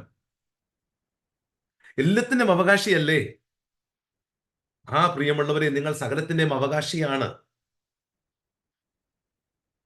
രക്ഷ നിങ്ങളുടെ അവകാശമാണ്, നീതി നിങ്ങളുടെ അവകാശമാണ്, വിശുദ്ധി നിങ്ങളുടെ അവകാശമാണ്, തേജസ് നിങ്ങളുടെ അവകാശമാണ്, അധികാരം നിങ്ങളുടെ അവകാശമാണ്, രോഗശാന്തി നിങ്ങളുടെ അവകാശമാണ്, നന്മ, അനുഗ്രഹം, വിടുതൽ എല്ലാത്തിന്റെയും അവകാശമാണ്. അവകാശി സർവ്വത്തിനും യജമാനെങ്കിലും ശിശുവായിരിക്കുന്നിടത്തോളം ദാസനേക്കാൾ ഒട്ടും വിശേഷതയുള്ളവനല്ലെന്ന് ഗലാത്യ ലേഖനം നമ്മളെ പഠിപ്പിക്കുന്നില്ലേ? അപ്പൊ ദാസത്വത്തിൽ നിന്ന് പുത്രത്വത്തിലേക്ക് കയറിയേ പറ്റൂ. കാര്യം ശരിയാണ്. നിങ്ങൾ രാവിലെ തൊട്ട് വൈകുന്നേരം വരെ അധ്വാനിക്കുന്നു, നിങ്ങൾ കൂലിക്കാരുടെ കൂടെയാണ്, പക്ഷെ നിങ്ങൾ അവരല്ല, നിങ്ങൾ അവകാശിയാണ്. ഓക്കെ. അപ്പൊ ഒന്ന് ന്യൂ ജനറേഷൻ, രണ്ട് ഓൾഡ് ജനറേഷൻ. ഇനിയാണ് ദൈവം എനിക്ക് തന്ന സന്ദേശം. ഞാൻ സൗദിയിലായിരുന്നപ്പോൾ തന്ന സന്ദേശം നിങ്ങളുമായി ചുരുക്കത്തിൽ, വേഗത്തിൽ നിങ്ങളുമായി പങ്കുവെക്കുവാൻ ആഗ്രഹിക്കുന്നത്. നമ്മൾ ഈ മെസ്സേജിന്റെ കൺക്ലൂഷനിലേക്ക് വരാൻ പോവുകയാണ്. പാസ്റ്റർ, ഈ വിഷയവുമായി ബന്ധപ്പെട്ട് ഇതുവരെ കേട്ടതിൽ എന്തെങ്കിലും ചോദിക്കാനോ പറയാനുണ്ടോ? തീർച്ചയായിട്ടും കർത്താവിന്റെ ദാസൻ പറഞ്ഞുകൊണ്ടിരിക്കുന്ന ഈ സന്ദേശം എന്ന് പറയുന്നത് സമകാലികമായുള്ള ആത്മീയ മണ്ഡലത്തിൽ വളരെ സ്വാധീനം ചെലുത്തേണ്ടുന്ന വളരെ പ്രസക്തമായ ഒരു ചിന്തയാണ്. ദൈവമക്കൾ തിരിച്ചറിയാതെ പോകുന്നു. ദൈവമക്കൾക്കുള്ള അവകാശങ്ങളെ അവർ തിരിച്ചറിയാതെ പോകുന്നു. ദൈവം അവർക്ക് കൊടുത്തിരിക്കുന്ന അവസരങ്ങളെ അവർ ഉപയോഗിക്കുന്നില്ല. അവർക്ക് ദൈവം കൊടുത്തിരിക്കുന്ന ആ അനുഗ്രഹങ്ങളും അവസരങ്ങളും വിനിയോഗിക്കാത്തത് കൊണ്ട് അവര് വെറുതെ സമയം പാഴാക്കുന്നു. മാത്രമല്ല, അവർക്ക് ലഭിക്കേണ്ടത് ലഭിക്കാതെ പോകുന്നു. ലോകത്തിലേക്ക് അവര് മറ്റു പല മാർഗങ്ങളും ദൈവത്തിൽ നിന്ന് ലഭിക്കേണ്ടത് പ്രാപിക്കാതെ ലോകത്തിൽ നിന്ന് പ്രാപിക്കാൻ വേണ്ടി അവർ ലോകത്തിലേക്ക് തിരിയുന്നു എന്നുള്ള ഒരു സന്ദേശം നമുക്ക് അതിൽ നിന്ന് മനസ്സിലാക്കാൻ കഴിയുന്നുണ്ട്. അത് തികച്ചും ഒരു ദൈവമക്കളുള്ള ബന്ധത്തിൽ അത് തിരിച്ചറിയേണ്ട കാലം അതിക്രമിച്ചിരിക്കുന്നു. തീർച്ചയായിട്ടും മടങ്ങി വരേണ്ടുന്ന സമയം പകരം വയലിലിരിക്കുക. വീട്ടിലിരിക്കേണ്ടുന്ന മകൻ വയലിലിരിക്കുക. വീട്ടിൽ അപ്പനോടുകൂടെ സമയം ചെലവഴിക്കേണ്ട മകൻ ദാസന്മാരോട് സമയം ചെലവഴിക്കുക. അവരുടെ അവകാശം അവർ തിരിച്ചറിയുന്നില്ല. അതുകൊണ്ട് തീർച്ചയായിട്ടും ആ ഒരു തിരിച്ചറിവിലേക്ക് വന്നാൽ തീർച്ചയായിട്ടും നമുക്ക് ആ തന്നിരിക്കുന്ന ഈ ആയുസ്സിൽ ദൈവീയ അനുഗ്രഹങ്ങളെ പ്രയോജനപ്പെടുത്താൻ കഴിയുമെന്നുള്ള കാര്യത്തിന് യാതൊരു സംശയവുമില്ല. ഞാനതാണ് ഈ സന്ദേശത്തിൽ നിന്ന് എനിക്ക് മനസ്സിലാക്കാൻ കഴിയുന്നത്.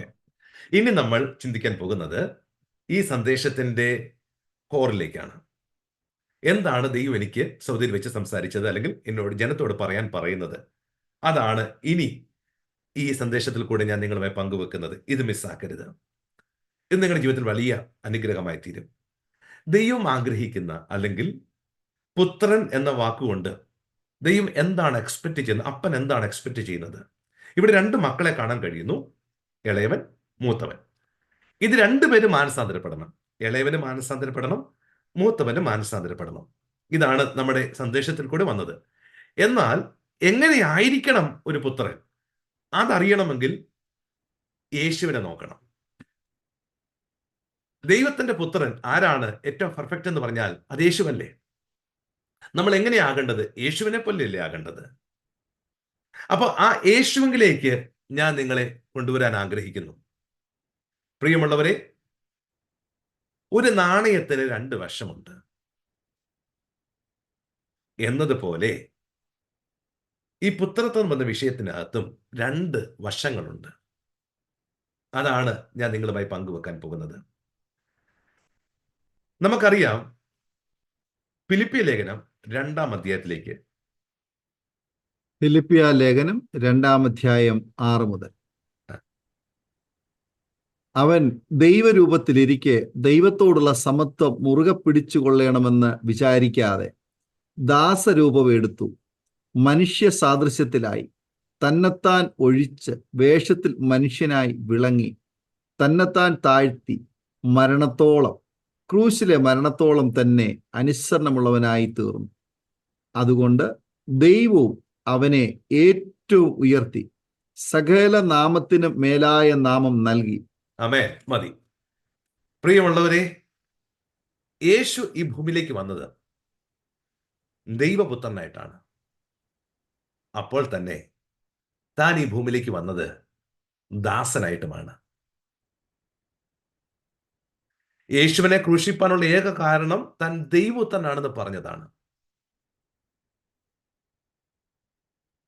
അപ്പോൾ തന്നെ യേശു തന്നെക്കുറിച്ച് പറയുന്ന ഒരു അവകാശവാദമാണ്, ഞാൻ ദാസനായിട്ട് പിതാവിന്റെ ഇഷ്ടം ചെയ്യാൻ വന്നിരിക്കുന്നു. അപ്പൊ ഇതെങ്ങനെയാണ് ബാലൻസ് ചെയ്യാൻ പറ്റുന്നത്? ഒരു സൈഡിൽ നമ്മൾ പുത്രനാണ്, മറു സൈഡിൽ നമ്മൾ ദാസനാണ്. ആമേൻ. ഇതാണ് ഞാൻ നിങ്ങളുമായി പങ്കുവെക്കാൻ പോകുന്ന സന്ദേശം. ഇവിടെ ഇളയ പുത്രൻ വാസ്തവത്തിൽ പുത്രത്വത്തിന്റെ ഹൈലൈറ്റ്സിൽ കിടക്കുകയാണ്. അവൻ വളരെ ഫ്രീഡമാണ്. അപ്പന്റെ അടുക്കലേക്ക് അവകാശങ്ങളെ ചോദിച്ചു വാങ്ങുന്നു, തിരിച്ചു വരുമ്പോൾ കെട്ടിപ്പിടിക്കുന്നു, ഉമ്മ വെക്കുന്നു. നമുക്കൊത്തിരി കാര്യങ്ങൾ ആ ഇളയവനിൽ നിന്ന് പഠിക്കാനുണ്ട്. അവൻ വാസ്തവത്തിൽ പുത്രത്വത്തിൽ കിടക്കുന്ന വ്യക്തിയാണ്. മൂത്തവൻ ദാസത്വത്തിൽ കിടക്കുന്ന വ്യക്തിയാണ്. എന്നാൽ രണ്ടുപേരും മാനസാന്തരപ്പെടണം. എങ്ങോട്ടേക്ക്? ഞാൻ പറഞ്ഞു, മൂത്തവൻ ദാസത്വത്തിലാണ്, പുത്രത്വത്തിലേക്ക് കയറിയിട്ടില്ല. അവൻ അവകാശിയാണെന്നുള്ള ബോധത്തിലേക്ക് വരണം. മക്കളെങ്കിലോ അവകാശി, ദൈവത്തിന്റെ അവകാശിയും ക്രിസ്തുവിന്റെ കൂട്ടവകാശിയുമാണെന്നുള്ള തിരിച്ചറിവിലേക്ക് വരണം. പിശാചുമായിട്ടുള്ള പോരാട്ടത്തിൽ പുത്രത്വത്തിന്റെ വെളിപ്പാട് കിട്ടുന്നില്ല എങ്കിൽ ജയിപ്പാൻ കഴിയത്തില്ല. അവകാശങ്ങളെയും അധികാരങ്ങളെയും ദൈവശക്തിയും ഉപയോഗിക്കണമെങ്കിൽ പുത്രത്വത്തിന്റെ ബോധം വന്നേ മതിയാകും.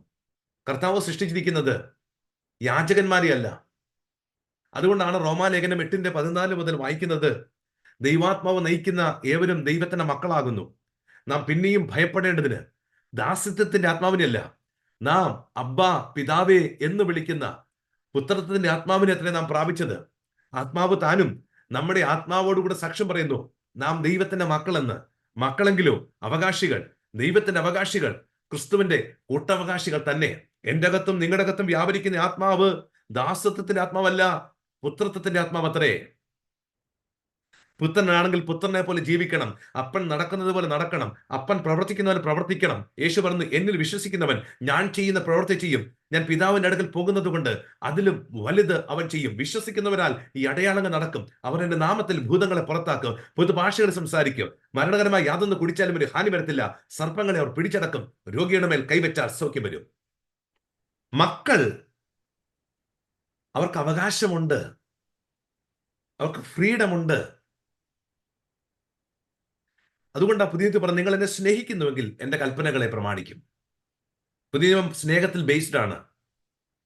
പ്രിയമുള്ളവരെ, അപ്പന്റെ കൽപ്പനകൾ അനുസരിക്കുന്നത് നല്ലതാണ്, അപ്പന്റെ വേല ചെയ്യുന്നത് നല്ലതാണ്, അതോടൊപ്പം തന്നെ അപ്പനെ വിട്ടു വിചാരിക്കാൻ നല്ലതാണ്. പക്ഷേ നിങ്ങൾ ഹൃദയം തുറന്ന് സ്നേഹിപ്പാനും കൂടെ കഴിയണം. അപ്പന്റെ കൂടെ നടക്കണം. അപ്പന്റെ മനസ്സറിയണം. അവന്റെ ഹൃദയം അറിയുന്നില്ല എങ്കിൽ എങ്ങനെ നിങ്ങൾക്ക് അപ്പനെ സന്തോഷിപ്പിക്കാൻ കഴിയും? അപ്പന്റെ ഇഷ്ടപുത്രനായി തീരണം. അതായത് ഇപ്പോൾ ആയിരിക്കുന്നത് ദാസത്വത്തിലാണ്. ആ ദാസത്വത്തിൽ നിന്ന് പുത്രത്വത്തിലേക്ക് മാറണം ഓൾഡ് ജനറേഷൻ. അപ്പോൾ ന്യൂ ജനറേഷനോ? അപ്പൊ ന്യൂ ജനറേഷനെ കുറിച്ചുള്ള കാഴ്ചപ്പാട് ഞാൻ പറയട്ടെ പ്രിയമുള്ളവരെ, ഈ ഇളയവന് ചെലവഴിപ്പാനല്ലാതെ ഉണ്ടാക്കാൻ അറിയത്തില്ല. അധ്വാനിച്ച് വലിയ ശീലമൊന്നുമില്ല. ഈ ഇളയവൻ വലിയ പണി ചെയ്യുന്നതായിട്ടൊന്നും കാണാൻ കഴിയുന്നില്ല. ഈ ഒരു പണിയും ഇല്ലെങ്കിലുണ്ടല്ലോ നമുക്ക് ബോറിംഗ് ഉണ്ടാകും. അന്നേരമാണ് ലോകത്തിലേക്ക് കൂടുതൽ ചിന്ത അകത്തേക്ക് കയറുന്നത്. അപ്പൊ അതിന്റെ പിന്നാലെ പോകാൻ മനസ്സുണ്ടാകുന്നത്. ഈ പണിയുള്ള ആൾക്കാർക്ക്, ജോലിയുള്ള ആൾക്കാരെ സംബന്ധിച്ച് എന്റർടൈൻമെന്റിന് സമയമില്ല. മൂത്തവൻ അതിനുള്ള സമയമില്ല. ഇളയവൻ ഇഷ്ടം പോലെ സമയമാണ്. അതുകൊണ്ട് അവന്റെ മനസ്സ് കാട് കയറി പോകുന്നു. ഇതിനേക്കാൾ അപ്പുറത്ത് മേത്തരമായത്, മെച്ചമായത് വെളിയിൽ കിട്ടുമെന്നുള്ള ചിന്തയിലേക്ക് വരികയും അപ്പന്റെ നന്മയും പ്രാപിച്ചുകൊണ്ട് ഒറ്റ പോക്ക് പോയി പ്രശ്നത്തിൽ ചെന്ന് ചാടിയതൊക്കെ. ഈ മെസ്സേജിന്റെ, ഈ സന്ദേശത്തിന്റെ ഏറ്റവും മനോഹരമായ ഒരു ഭാഗം എന്ന് ചോദിച്ചാൽ, ഈ ഇളയവൻ പോകുന്നത് രാജാവായിട്ടാണ്. എന്നോട് പറഞ്ഞാൽ ഇഷ്ടം പോലെ പണവുമായിട്ടാണ് പോകുന്നത്. പക്ഷെ മടങ്ങി വരുന്നതോ കൂലിക്കാരനായിട്ടാ. എന്താ ഇതിന്റെ സന്ദേശം? പ്രിയമുള്ളവരെ, എന്റെ അപ്പന് ഒരു ബിസിനസ് ഉണ്ടെന്ന് വിചാരിക്കുക. നാളിതുവരെ അപ്പനാണ് എന്നെ വളർത്തിയത്. എന്നെ സ്കൂളിൽ വിട്ടതും, എനിക്ക് വസ്ത്രം വാങ്ങിച്ചു തന്നതും, ഭക്ഷണം തന്നതും, എനിക്ക് ആവശ്യമുള്ളതെല്ലാം ചോദിച്ചതെല്ലാം തന്ന് എന്നെ ഇതുവരെ വളർത്തി. എനിക്കിപ്പോൾ 10-20 വയസ്സായി. ഇപ്പോഴും അപ്പന്റെ പണം വാങ്ങിച്ചുകൊണ്ട് ദൂർത്തടിച്ച് നടന്നാൽ അപ്പന് സന്തോഷമാണോ ദുഃഖമാണോ? പ്രിയമുള്ളവരെ, അപ്പൻ ആഗ്രഹിക്കുന്നു അപ്പന്റെ ബിസിനസ്സിൽ മകനും ഒന്ന് പങ്കാളിയായി തീരണമെന്ന്. നാളിതുവരെ ജീവിച്ച രീതിയല്ല ഇനി ജീവിക്കേണ്ടത്. കാരണം ഇവന് പ്രായപൂർത്തിയായി. പക്ഷെ ജോലിയുടെ മഹത്വം ഇതുവരെ തിരിച്ചറിഞ്ഞിട്ടില്ല. ഇവൻ ഇപ്പോഴും അപ്പന്റെ ബിസിനസ്സിന്, അപ്പന്റെ വയലിലേക്കോ സ്റ്റെപ്പ് എടുക്കാൻ കഴിഞ്ഞിട്ടില്ല. പണി ചെയ്യാനായിട്ട് മനസ്സുമില്ല. ദൂർത്തടിച്ച് നടക്കാൻ ഒരു ആഗ്രഹം. പണമുണ്ടല്ലോ. അപ്പോ ഇവനെ ഒന്ന് കൂലിക്കാരനാക്കണം, അല്ലെങ്കിൽ വേലക്കാരനാക്കണം. അതിനാ അപ്പൻ പറഞ്ഞത്, പൊയ്ക്കോ, പോയിട്ട് വാ. അപ്പൻ അറിയാം നിങ്ങളെ മാറ്റിയെടുക്കാൻ. തിരിച്ചു വന്ന വരവുണ്ടല്ലോ, എന്ത് പണി തന്നാലും ചെയ്യാന്നുള്ള മനസ്സോടെയാ.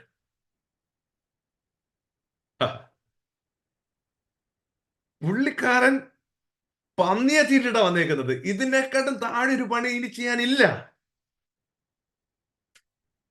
ഇനി കിട്ടുന്ന എല്ലാ പണിയും അപ്പന്റെ വീട്ടിൽ പ്ലസ്മാരായിരിക്കും. കാരണം ഇത് താഴെ പോകാൻ പറ്റത്തില്ല. ഇസ്രയേൽ പന്നികളെ വളർത്താറില്ല. കാരണം പന്നിയെ വളർത്തിട്ട് അവർക്ക് പ്രയോജനമില്ല. കാരണം ഇതിന്റെ മാംസം ഭക്ഷിക്കാൻ പറ്റത്തില്ല. മുസ്ലിങ്ങളും അത് ചെയ്യാറില്ല. അപ്പോൾ ഏറ്റവും താഴെത്തട്ടിലുള്ള ആൾക്കാരാണ് ഒരുപക്ഷെ ഈ പന്നികൾ വളർത്തി നടക്കുന്നത് ആ കാലഘട്ടങ്ങളിൽ. നിങ്ങൾക്ക് എന്റെ സന്ദേശം മനസ്സിലായി ഞാൻ വിശ്വസിക്കുന്നു. പക്ഷേ നല്ല ഒരു പണിക്കാരനായിട്ടാണ് ഇവൻ തിരിച്ചു വരുന്നത്.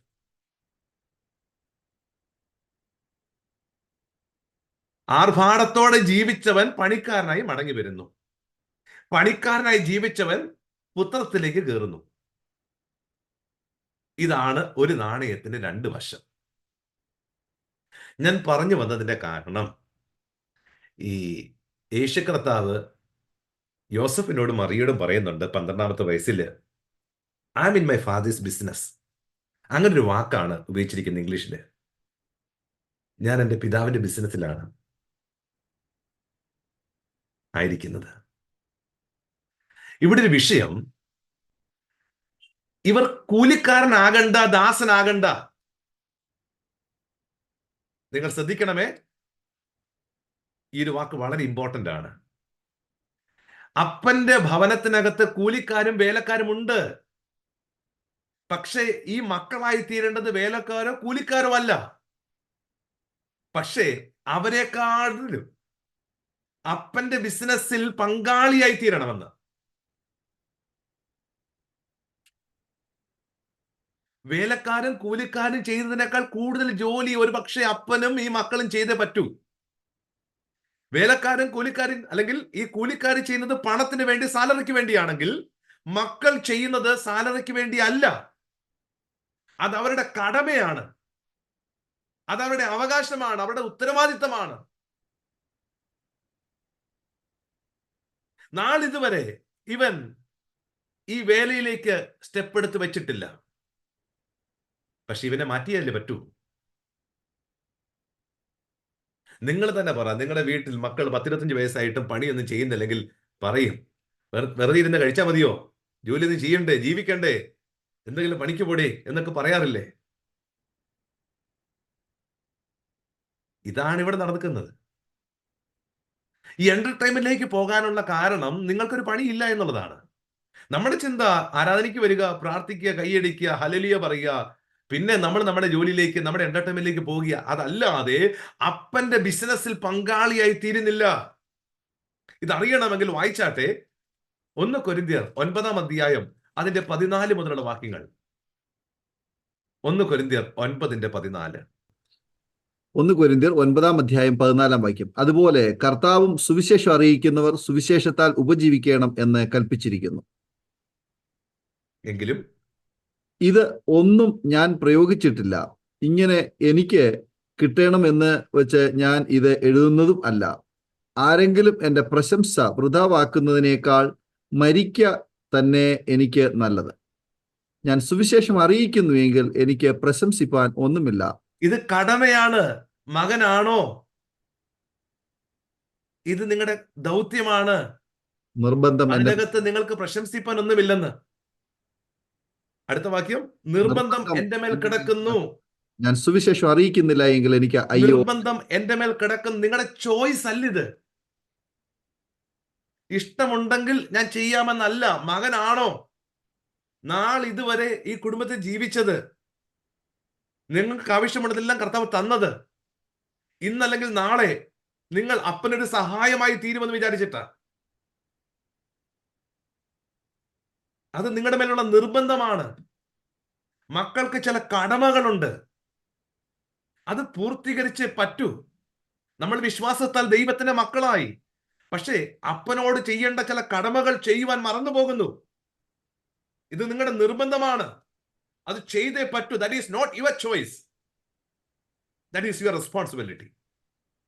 താഴോട്ട് വായിക്കുന്നു, സുവിശേഷം അറിയിക്കുന്നില്ല എങ്കിൽ സുവിശേഷം അറിയിക്കുന്നു എങ്കിൽ എനിക്ക് പ്രശംസിപ്പാൻ ഒന്നുമില്ല. നിർബന്ധം എന്റെ മേൽ കിടക്കുന്നു. ഞാൻ സുവിശേഷം അറിയിക്കുന്നില്ല എങ്കിൽ എനിക്ക് അയ്യോ കഷ്ടം. ഞാൻ മനഃപൂർവ്വം നടത്തുന്നു എങ്കിൽ എനിക്ക് പ്രതിഫലമുണ്ട്. മനഃപൂർവ്വം നമ്മൾ ഈ ചെയ്യുന്നതിനകത്തെല്ലാം ഒരു പ്രതിഫലമുണ്ട്. അത് കൂലിയല്ല, ഒരു പ്രതിഫലമാണ്. ഹല്ലേലൂയ. ഒരു നന്മ ദൈവം നമുക്ക് വേണ്ടി വെച്ചിട്ടുണ്ടെന്ന്, അത് ഈ ലോകത്തിലും വരുവാനുള്ള ലോകത്തിലുമുണ്ട്. അടുത്ത വാക്യം, മനഃപൂർവ്വമല്ലെങ്കിലും കാര്യം എങ്കിൽ ഫലമേൽപ്പിച്ചിരിക്കുന്നു. ഇത് ചെയ്തേ പറ്റൂ. There is no other option. അടുത്ത വാക്യം, എന്നാൽ എന്റെ പ്രതിഫലം എന്ത്? സുവിശേഷം അറിയിക്കുമ്പോൾ സുവിശേഷ ഘോഷണത്തിനുള്ള അധികാരം മുഴുവൻ ഉപയോഗിക്കാതെ ഞാൻ സുവിശേഷ ഘോഷണം ചെലവ് കൂടാതെ നടത്തുന്നത് തന്നെ. ഇങ്ങനെ ഞാൻ കേവലം സ്വതന്ത്രനെങ്കിലും അധികം പേരെ നേടേണ്ടതിന് ഞാൻ എന്നെ തന്നെ എല്ലാവർക്കും ദാസനാക്കി. പ്രിയമുള്ളവരെ, ഇവിടെ ഞാൻ ദാസനല്ല, പക്ഷെ ഞാൻ എന്നെ തന്നെ ദാസനാക്കി തീർത്തു.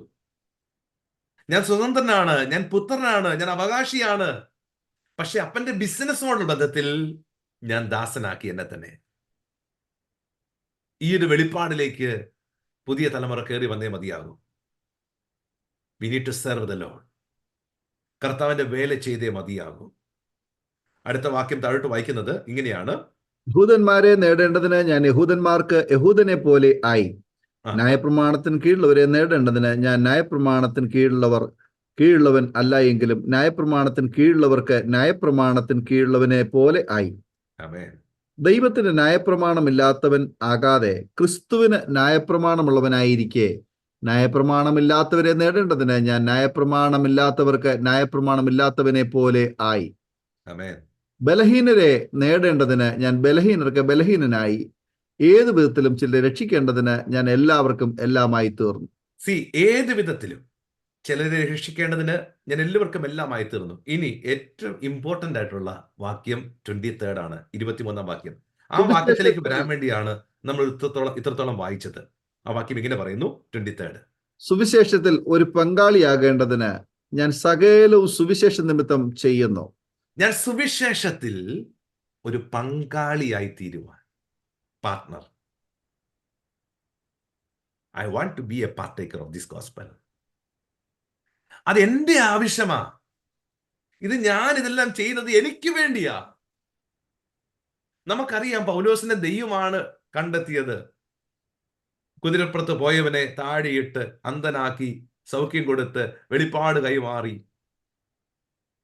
ഒരു കൂട്ടം ജനത്തിന് വേണ്ടി ദൈവമാണ് നിർത്തിയത്.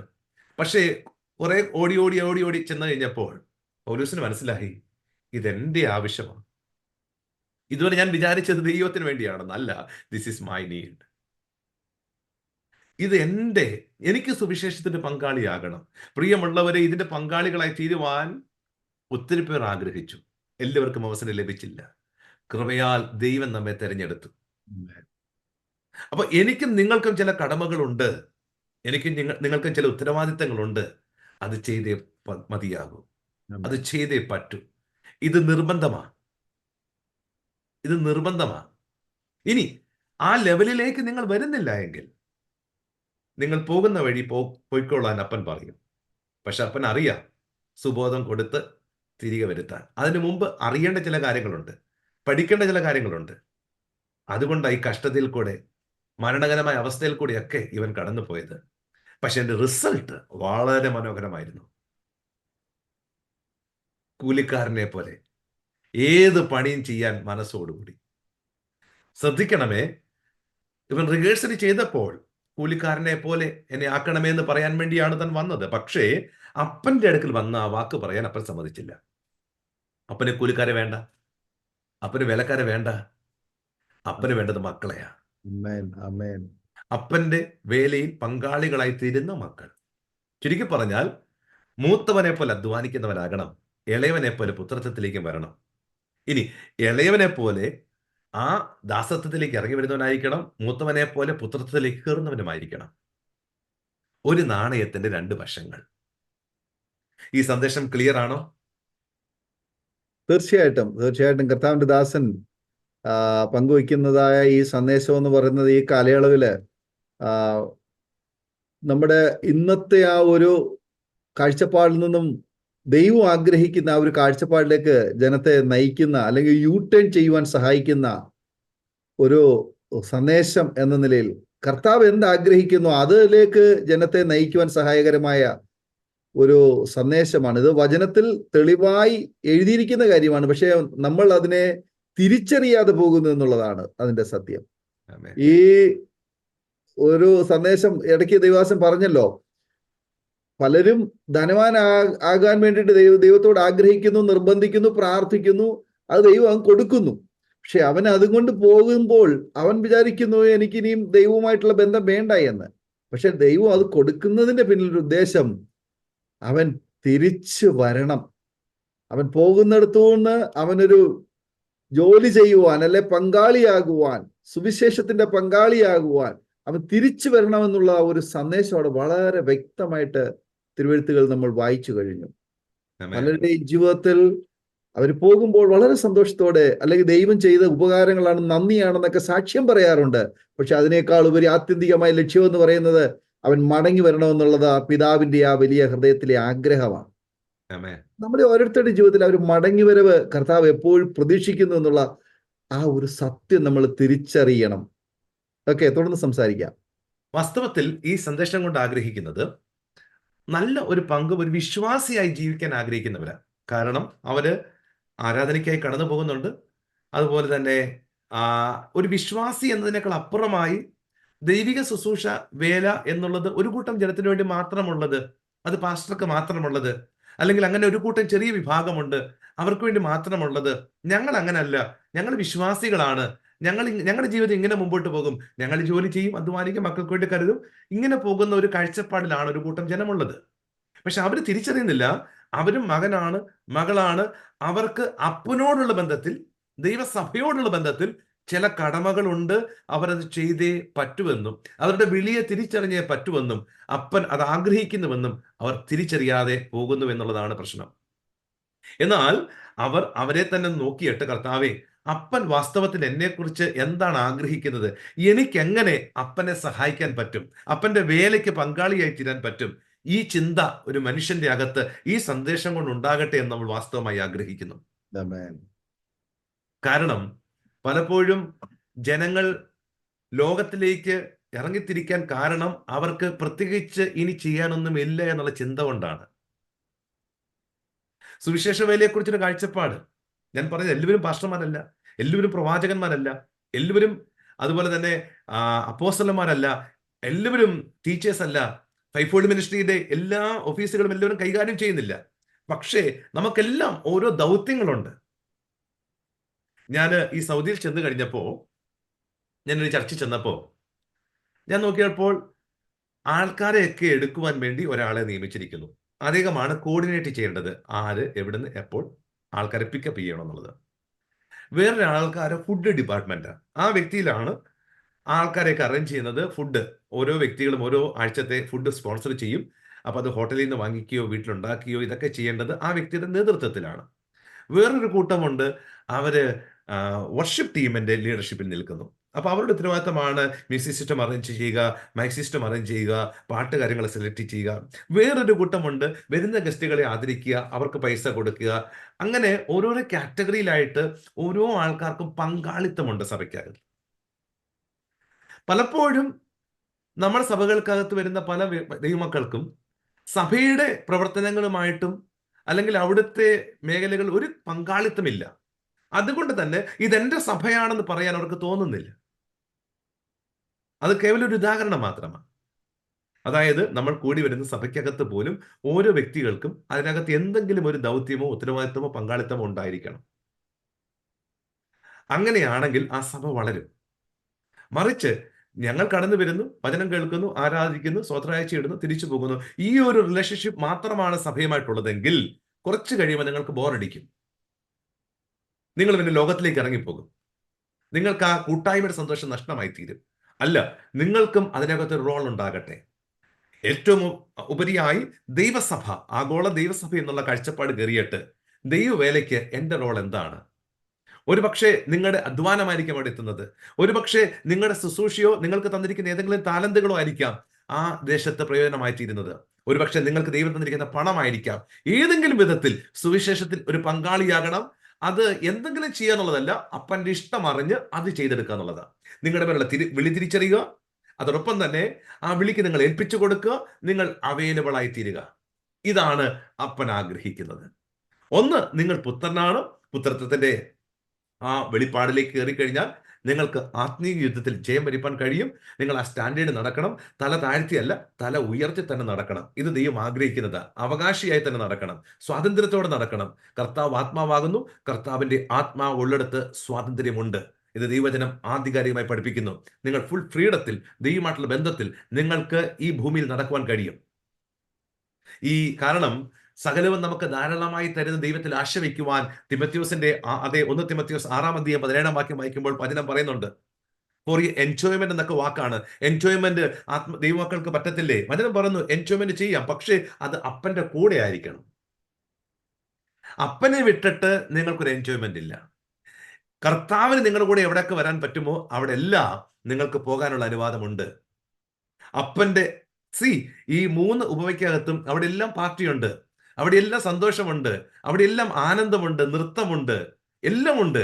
ഈ ഭൂമിയിലായിരിക്കുമ്പോൾ അപ്പന്റെ കൂടെ ഇതെല്ലാം അനുഭവിക്കാൻ നമുക്ക് ആവശ്യമുണ്ട്. പക്ഷെ അപ്പന്റെ കൂടെ ആയിരിക്കണം. അപ്പനെ വിട്ടിട്ടാണെങ്കിൽ നിങ്ങൾക്ക് പോകുവാൻ അനുവാദം ഇല്ല.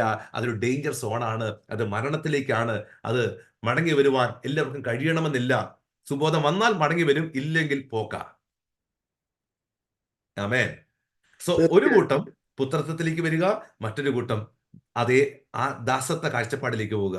ദാസന്മാരായിട്ടല്ല, പുത്രന്മാരായി നിന്നുകൊണ്ട് തന്നെ അപ്പന്റെ വേലയിൽ പങ്കാളിയാകുക, നമ്മളെ തന്നെ ദാസനാക്കി മാറ്റുക. പേരുകൊണ്ടല്ല, പ്രവൃത്തി കൊണ്ട് ദാസനായി തീരുക. തീർച്ചയായിട്ടും ആമേൻ. ലഭിച്ച സ്വാതന്ത്ര്യം ദുരുപയോഗം ചെയ്യുന്ന ഒരു ലോകത്താണെന്ന് നമ്മുടെ പുതുതലമുറ സമൂഹത്തിൽ നമുക്ക് കാണാൻ കഴിയുന്നത്. ആ സ്വാതന്ത്ര്യം അത് നമ്മെ ദുരന്തത്തിലേക്ക് അധപ്പതനത്തിലേക്ക് കൊണ്ട് എത്തിക്കുമെന്ന് പലപ്പോഴും പലരും തിരിച്ചറിയുന്നില്ല.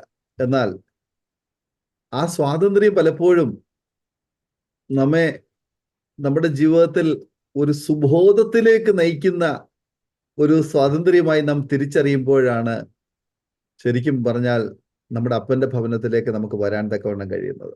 ആമേൻ. ഇന്നത്തെ തലമുറ തീർച്ചയായിട്ടും അപ്പന്റെ ഭവനത്തിലേക്ക് വരാൻ വേണ്ടിയിട്ടുള്ളൊരു നല്ലൊരു സുബോധം ഉണ്ടാകാൻ വേണ്ടിയിട്ട് നമുക്ക് പ്രാർത്ഥിക്കാം. അതെ. ഈ വചന ചിന്തകൾ തീർച്ചയായിട്ടും അതിന് സഹായകരമാകുമെന്നാണ് ഞാൻ വിശ്വസിക്കുന്നത്. അരോമ ടിവിയിലെ പ്രേക്ഷകർക്ക് ഈ സന്ദേശം ഒരു സുബോധത്തിലേക്ക് നമ്മളെ നയിക്കുവാനും, ഒരുപക്ഷെങ്കിൽ ഞങ്ങളെ ശ്രവിക്കുന്ന സാധാരണക്കാരായ ആൾക്കാരുണ്ടാവാം, സ്വാതന്ത്ര്യത്തോട് ജീവിക്കുന്ന ആൾക്കാരുണ്ടാകാം, വലിയ ശ്രേഷ്ഠകരമായ പദവികളിൽ ഇരിക്കുന്ന വിദ്യാസമ്പന്നരായിട്ടുള്ള നല്ല ആളുകൾ, വലിയ ആളുകൾ ഒക്കെ ഒരുപക്ഷെങ്കിൽ കേൾക്കുന്നുണ്ടാവാം. അവരെ ആരെയും ഉപദേശിപ്പിക്കുവാനോ പഠിപ്പിക്കുവാനോ ഞങ്ങൾ ആരുമല്ല. എന്നാൽ ലഭിച്ചതായ ആ ഒരു അവസരം, തന്നതായ ഒരു ആത്മീയ കാഴ്ചപ്പാടനുസരിച്ച് ദൈവചിന്തകൾ പങ്കുവച്ചു എന്ന് മാത്രമേ ഉള്ളൂ. ആരെയും നിർബന്ധിക്കുന്നില്ല. സുബോധം വരികയാണെങ്കിൽ അപ്പന്റെ ഭവനത്തിലേക്ക് എഴുന്നേറ്റ് തിരിഞ്ഞ് യാത്ര ചെയ്യുക എന്നുള്ളത് മാത്രമാണ് ഈ സന്ദേശം കൊണ്ട് ഞങ്ങൾ ഉദ്ദേശിക്കുന്നത്. അല്ലേ ദേവദാസൻ? അതെ, ഞാൻ ഇതിന്റെ ഒരു കൺക്ലൂഷൻ ഒരു പ്രൊഫറ്റിക്കൽ വേർഡുമായിട്ട് അവസാനിപ്പിക്കാൻ ആഗ്രഹിക്കുന്നു. അത് യെശയ്യാപ്രവചനം 49 അധ്യായം 6-8 വാക്യങ്ങളാണ്. അതിങ്ങനെ പറയുന്നു: ഇത് പ്രേക്ഷകരെ കേൾക്കുന്ന നിങ്ങളോടുള്ള ദൈവിക ആലോചനയാണ്. നീ യാക്കോബിന്റെ ഗോത്രങ്ങളെ എഴുന്നേൽപ്പിക്കേണ്ടതിനും ഇസ്രയേലിൽ സൂക്ഷിക്കപ്പെട്ടവരെ തിരിച്ചു വരുത്തേണ്ടതിനും എനിക്ക് ദാസനായിരിക്കുന്നത് നിസാരം. എന്റെ രക്ഷ ഭൂമിയുടെ അറ്റത്തോളം എത്തേണ്ടതിന് ഞാൻ നിന്നെ ജാതികൾക്ക് പ്രകാശമാക്കി വെച്ചുമിരിക്കുന്നു എന്ന് അവൻ അരുളി ചെയ്യുന്നു. എന്റെ രക്ഷ ഭൂമിയുടെ അറ്റത്തോളം എത്തേണ്ടതിന് ഞാൻ നിങ്ങളെ ജാതികൾക്ക് പ്രകാശമാക്കി വെച്ചിരിക്കുന്നു. 8 വാക്യം, യഹോവ ഇപ്രകാരം അരുളി ചെയ്യുന്നു: പ്രസാദകാലത്ത് എല്ലാത്തിനും ഒരു സമയമുണ്ട്, എല്ലാത്തിനും ഒരു കാലമുണ്ട്. നിങ്ങളുടെ സമയം വരുന്നു. 2024 നിങ്ങളുടെ സമയമായി തീരട്ടെ. പ്രസാദകാലത്ത് ഞാൻ നിനക്ക് ഉത്തരം അരുളി. ദൈവം നിങ്ങളോട് സംസാരിക്കാൻ പോകുന്നു. നിങ്ങളുടെ ചോദ്യങ്ങൾക്ക് ദൈവം മറുപടി തരാൻ പോകുന്നു. രക്ഷാ ദിവസത്തിൽ ഞാൻ നിന്നെ സഹായിച്ചു. ദേശത്തെ ഉയർത്തുവാനും ശൂന്യമായി കിടക്കുന്ന അവകാശങ്ങളെ കൈവശമാക്കി കൊടുപ്പാനും ബന്ധിക്കപ്പെട്ടവരോട് ഇറങ്ങിപ്പോയിക്കൊള്ളുവിനെന്നും അന്ധകാരത്തിൽ ഇരിക്കുന്നവരോട് വെളിയിൽ വരുവിൻ എന്ന് പറവാനും ഞാൻ നിന്നെ കാത്ത് നിന്നെ ജനത്തിന്റെ നിയമമാക്കി വെച്ചിരിക്കുന്നു. ദൈവം നിങ്ങളെ ഉപയോഗിക്കാൻ പോകുന്നു. വീണ്ടും നിങ്ങളെ വിശദീകരിക്കാൻ പുതിയ വസ്ത്രം തരാൻ പോകുന്നു, മോതിരമിടാൻ പോകുന്നു, നിങ്ങൾക്ക് ചെരുപ്പിടാൻ പോകുന്നു. നിങ്ങൾ വീണ്ടും കർത്താവിന് വേണ്ടി ശോഭിക്കും. ഭൂമിയുടെ അറ്റത്തോളം കർത്താവ് നിങ്ങളൊരു അത്ഭുതമാക്കി വെക്കാൻ പോകുന്നു. ദൈവം നിങ്ങളെ സഹായിക്കട്ടെ, അനുഗ്രഹിക്കട്ടെ. ഈ വചനം നിങ്ങളുടെ ജീവിതത്തെ രൂപാന്തരപ്പെടുത്തട്ടെ. 2024 നിങ്ങളുടെ അനുഗ്രഹത്തിന്റെ വർഷമാണ്, ദൈവപ്രവൃത്തിയുടെ വർഷമാണ്. അപ്പന്റെ കൂടെ നമുക്കും ഈ വർഷം ആസ്വദിക്കാം. ദൈവം നിങ്ങളെ സഹായിക്കട്ടെ. ഇതാണ് എനിക്ക് അരോമ ടിവിയുടെ പ്രേക്ഷകരോട് പറയുവാനുള്ളത്. വളരെ നന്ദി പാസ്റ്റർ, ഇപ്രകാരം ഇങ്ങനെ ഒരു വേദി ഒരുക്കിയതിന്. ഞാൻ വിശ്വസിക്കുന്നു ഇതൊരു ദൈവിക നിമിത്തമാണ്. ഈ സന്ദേശ മുഖാന്തരം അല്ലെങ്കിൽ ഈ കൂട്ടായ്മ മുഖാന്തരം അനേകരുടെ കണ്ണുകൾ ദൈവം തുറക്കുകയും അവരുടെ ലൈഫിനകത്ത് 2024 പുതിയ തീരുമാനങ്ങളിലേക്ക് വരുവാൻ ദൈവം അവരെ സഹായിക്കുകയും ചെയ്യും. ആമേൻ. തീർച്ചയായിട്ടും ആത്മീയ കണ്ണുകൾ തുറക്കുന്ന, ദൈവം വച്ചിരിക്കുന്ന ആ ഒരു പദവിയിലേക്ക് നമുക്കൊന്ന് ഉയരുന്ന, ഇപ്പോഴായിരിക്കുന്ന ആ തലത്തിൽ നിന്ന് ഒരു വ്യത്യസ്തമായ തലത്തിലേക്ക് ഒന്ന് ചാർജ് ചെയ്യപ്പെടുന്ന, ഒന്ന് റിന്യൂ ചെയ്യപ്പെടുന്ന ഒരു വർഷമായി 2024 എല്ലാ പ്രിയപ്പെട്ടവരുടെയും ജീവിതത്തിൽ അവസരങ്ങൾ ഒരുക്കട്ടെ. ഒരു ഉണർവിലേക്ക്, ഒരു ഉന്മേഷത്തിലേക്ക്, ഒരു മടങ്ങി വരവിലേക്ക്, ഒരു യൂ ടേൺ ചെയ്യുവാൻ തക്കവണ്ണം കർത്താവ് ഈ സന്ദേശവും പര്യാപ്തമാക്കട്ടെ എന്ന് ഞങ്ങൾ ആഗ്രഹിക്കുന്നു, പ്രാർത്ഥിക്കുന്നു.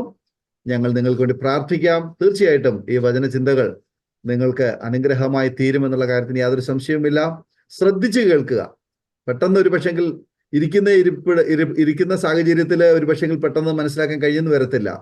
എന്നാൽ ഇരുന്ന് ചിന്തിക്കുവാൻ തയ്യാറാകുമെങ്കിൽ, ശ്രദ്ധയോടെ കേൾക്കുവാൻ തയ്യാറാകുമെങ്കിൽ തീർച്ചയായിട്ടും ദൈവത്തിന്റെ പരിശുദ്ധാത്മാവ് നമ്മൾ ഓരോരുത്തരോടും ഈ വചനം സംസാരിക്കുവാനിടയായി തീരും. വചനത്തിനകത്ത് നിന്നുള്ള ആ ദൈവീയ ചിന്തകൾ, കുറിവാക്യങ്ങളൊക്കെ നിങ്ങൾ കേട്ടല്ലോ. വീണ്ടും വീണ്ടും വായിക്കൂ, വീണ്ടും വീണ്ടും കേൾക്കൂ.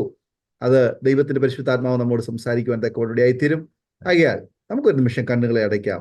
ശ്രദ്ധയോടെ ദൈവസന്നിധിയിൽ ഒന്ന് ഏൽപ്പിച്ചു കൊടുക്കാം. ഒരു നിമിഷം സ്വയം ശോധന ചെയ്യാം. ഇരിക്കുന്ന ഇടം അല്ലെങ്കിൽ ആയിരിക്കുന്ന സാഹചര്യം നമുക്ക് അനുകൂലമായ സാഹചര്യമല്ല എങ്കിൽ തീർച്ചയായിട്ടും കാത്തിരിക്കുന്ന നമ്മുടെ അപ്പന്റെ ഭവനത്തിലേക്ക് നമുക്കൊന്ന് പോകാം. അല്ല, വയലിലിരിക്കുന്ന മകനെ പോലെ ആമെ പരിഭവിക്കുവാൻ ഇടയാകാതെ ആ അപ്പന്റെ അടുക്കൽ നമുക്കൊന്ന് മടങ്ങി വരാം. രണ്ട് മക്കളെയും ഒരുപോലെ സ്നേഹിക്കുന്ന ഒരു വാത്സല്യ പിതാവ് നമുക്കുണ്ട്. ആകയാൽ ആ കർത്താവിന്റെ അടുക്കൽ നമ്മെ തന്നെ ഒന്ന് സമർപ്പിക്കാം, നമുക്ക് പ്രാർത്ഥിക്കാം. തീർച്ചയായിട്ടും ഈ വചനചിന്തകൾ നമ്മുടെ ആത്മ കണ്ണുകളെ തുറക്കുവാൻ, നമ്മുടെ സ്നേഹനിധിയായ നമ്മുടെ പിതാവിനെ, നമ്മുടെ കർത്താവിനെ നമുക്കൊന്ന് കണ്ണ് തുറന്ന് കാണുവാൻ, ആ പിതാവിന്റെ ഭവനത്തിൽ നമുക്ക് എന്തൊക്കെ നഷ്ടമായോ, എന്തൊക്കെ നമ്മൾ ഉപയോഗിക്കാതെ ഇരിക്കുന്നുവോ, അതൊക്കെ വീണ്ടും നമുക്കത് ലഭിക്കുവാൻ, ഉപയോഗിക്കുവാനുള്ള സ്വാതന്ത്ര്യം തിരിച്ചറിഞ്ഞ് ദൈവസേനയിൽ നമ്മെ ഏൽപ്പിച്ചു കൊടുത്തുകൊണ്ട് പ്രാർത്ഥിക്കുമ്പോൾ കർത്താവിന്റെ പാസ്റ്റർ റോബിൻ സേവ്യർ ആമേൻ അരോമ ടിവിയിലെ ശ്രോതാക്കൾക്ക് വേണ്ടി ഒരു വാക്കിൽ പ്രാർത്ഥിക്കുന്നത്. സ്വർഗീയ പിതാവേ, ഞങ്ങൾ അങ്ങയുടെ സന്നിധിയിലേക്ക് കടന്നു വരുന്നു. ഞങ്ങൾക്ക് ഇപ്രകാരം ഈ പ്ലാറ്റ്ഫോമിൽ കൂടെ നിന്റെ സന്ദേശമായി ജനത്തിനും വരുത്തുവാൻ തന്ന കൃപയ്ക്കായി സ്തോത്രം. ഈ അരോമ ടിവിയെ കർത്താവ് ഈ ദിവസങ്ങളിൽ അനേക ആൾക്കാർക്ക് ആശ്വാസവും അനുഗ്രഹവും ആത്മീക വർദ്ധനവിനും അനേക ആൾക്കാരെ ആത്മീകമായി ഉത്തേജിപ്പിക്കാനും ഈ പ്രോഗ്രാമുകളൊക്കെ ഇടയായിക്കൊണ്ടിരിക്കുന്നു. പാസ്റ്റർ അഭിഷിക്തനായി തൻ്റെ ടീമിനായി സ്തോത്രം ചെയ്യുന്നു. കർത്താവെ, പാസ്റ്റർ ഡാനിൽ ജോൺ തൻ്റെ ശുശ്രൂഷ അത് അനേകർക്ക് അനുഗ്രഹമായി കൊണ്ടിരിക്കുന്നുവല്ലോ. വീണ്ടും കർത്താവെ, അനേക രീതിയിൽ കൂടെ കടന്നു വന്ന് നിന്റെ സന്ദേശം, മാറ്റമില്ലാത്ത വചനമൊക്കെ പങ്കുവെക്കുവാൻ മുഖാന്തരമായി തീരട്ടെ. ഇന്ന് കേൾക്കപ്പെട്ട സന്ദേശം ജനത്തിന്റെ ജീവിതത്തിനകത്ത് വലിയ അനുഗ്രഹമായി തീരട്ടെ. പരിശുദ്ധാത്മാവിന്റെ വലിയ പ്രവൃത്തി കർത്താവ് വെളിപ്പെടണം. അവർ ഈ വചനം കേൾക്കുമ്പോൾ ആത്മാവ് ജനത്തിന്റെ ഹൃദയത്തോട് ഇടപെടുകയും അവരുടെ ജീവിതത്തിൽ അവർ ഇളയവനെ പോലെയാണെങ്കിൽ അവർക്ക് ആ ദാസത്വ മനോഭാവത്തിലേക്ക് മാറുവാനും ദൈവവേലയിലേക്ക് അവർ സ്റ്റെപ്പെടുക്കുവാനും ഇടയാക്കി തീർക്കണം. എന്നാൽ ആ പുത്രന്റെ അല്ലെങ്കിൽ ജ്യേഷ്ഠന്റെ മൈൻഡ് സെറ്റിലാണ് അവരായിരിക്കുന്നതെങ്കിൽ ആ ദാസത്വത്തിൽ നിന്ന് അവർ പുത്രത്വത്തിലേക്ക് കയറുവാനും ഇടയാക്കി തീർത്താട്ടെ. അവരുടെ ആത്മീയ ജീവിതത്തിന്റെ ബാലൻസ്ഡായി തീരട്ടെ. അപ്പന്റെ ഇഷ്ട മക്കളായി തീരട്ടെ. ദൈവമായിട്ടുള്ള കൂട്ടായ്മ വർദ്ധിച്ചു വരട്ടെ. സ്വാതന്ത്ര്യത്തിന്റെ അനുഭവത്തിലേക്ക് കയറി വരട്ടെ. ദൈവിക അധികാരത്തിലേക്കും ദൈവശക്തിയിലേക്കും ദൈവവേലയിലേക്കും ഫോക്കസ്ഡായി അവർ മുമ്പോട്ട് വരുവാൻ ഇടയായി തീരണം. കർത്താവെ, ദൈവവേല സ്പ്രെഡ് ചെയ്യുവാൻ ഒരു വലിയ ഉണർവിലേക്ക് ഈ 2024 നീ ഞങ്ങളെ നയിക്കണം. ഞങ്ങളെല്ലാം അതിന്റെ ഭാഗവാക്കായി തീരട്ടെ. സുവിശേഷത്തിന്റെ പങ്കാളിയായി തീരുവാൻ ഞങ്ങൾ എല്ലാവരെയും ഒരുക്കിയാട്ടെ. കർത്താവ് ഓരോരുത്തരെയും വ്യക്തിപരമായി നിഗ്രഹിച്ചാട്ടെ. ആരെങ്കിലും കർത്താവെ തളർന്നിരിക്കുന്നെങ്കിൽ, അതേ കർത്താവെ എനിക്കിനി ഒന്നും ചെയ്യാൻ കഴിയത്തില്ല എന്നുള്ള ചിന്തയിലായിരിക്കുന്നെങ്കിൽ, കർത്താവെ തളർന്നിരിക്കുന്നവനെ വാക്കുകൾ കൊണ്ട് ബലപ്പെടുത്തുന്ന ദൈവവചനം ആ ജനത്തെ ശക്തിപ്പെടുത്തുകയും വീണ്ടും അവരെ സ്വന്തം കാലിൽ നിൽക്കുവാൻ തക്കവണ്ണം പര്യാപ്തമാക്കി തീർക്കുകയും ചെയ്താട്ടെ. ഈ വചനം കേട്ട ഓരോ വ്യക്തിയുടെയും ജീവിതത്തിൽ രൂപാന്തരം സംഭവിക്കട്ടെ. ആത്മീക വർധനമുണ്ടാകട്ടെ. ആത്മീക സന്തോഷം ഉണ്ടാകട്ടെ. നഷ്ടമായ എല്ലാ കർത്താവെ ക്ഷീണങ്ങളും എല്ലാം മാറിയിട്ട് നഷ്ടമായി പോയ ആ ഉത്സാഹം മടങ്ങി വരണം. സന്തോഷം മടങ്ങി വരണം. ആനന്ദം മടങ്ങി വരണം. ഒരു വലിയ ആത്മീയ കാഴ്ചപ്പാട് ദിവസങ്ങൾ ഉണ്ടാകുകയും കർത്താവിന്റെ വേലയിൽ വർദ്ധിച്ചു വരുവാനും ദൈവം സഹായിക്കണം. ഒരു വലിയ ഉണർവിലേക്ക് ഞങ്ങളെല്ലാം നയിച്ചാട്ടെ. എല്ലാ ആഗോളകരമായിട്ട് എല്ലാ സഭകളെയും ഏൽപ്പിച്ച് അനുഗ്രഹിച്ച് പ്രാർത്ഥിക്കുന്നു. ഒരിക്കൽ കൂടി ഞങ്ങളെ സമർപ്പിക്കുന്നു. പ്രാർത്ഥന കേട്ടിരിക്കുക. സ്തോത്രം യേശുവിൻ നാമത്തിൽ തന്നെ. ആമേൻ, ആമേൻ, ആമേൻ. താങ്ക് യു കർത്താവിന്റെ ദാസൻ പാസ്റ്റർ റോബിൻ സേവ്യർ.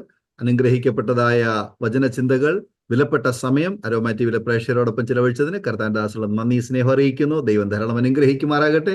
അതുപോലെ തന്നെ അരോമ ടിവിയിൽ ഓരോ ശ്രോതാക്കളുള്ളതായ നന്ദി അറിയിക്കുന്നു.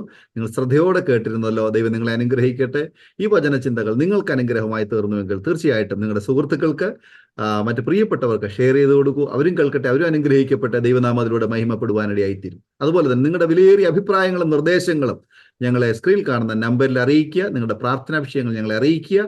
ഡിസ്ക്രിപ്ഷനിൽ നിങ്ങളുടെ നിർദ്ദേശങ്ങൾ ഞങ്ങളെ അറിയിക്കാവുന്നതാണ്. കർത്താവ് നമ്മെ സഹായിക്കട്ടെ. വീണ്ടും കാണും വരെ എല്ലാവർക്കും good bye. God bless you all.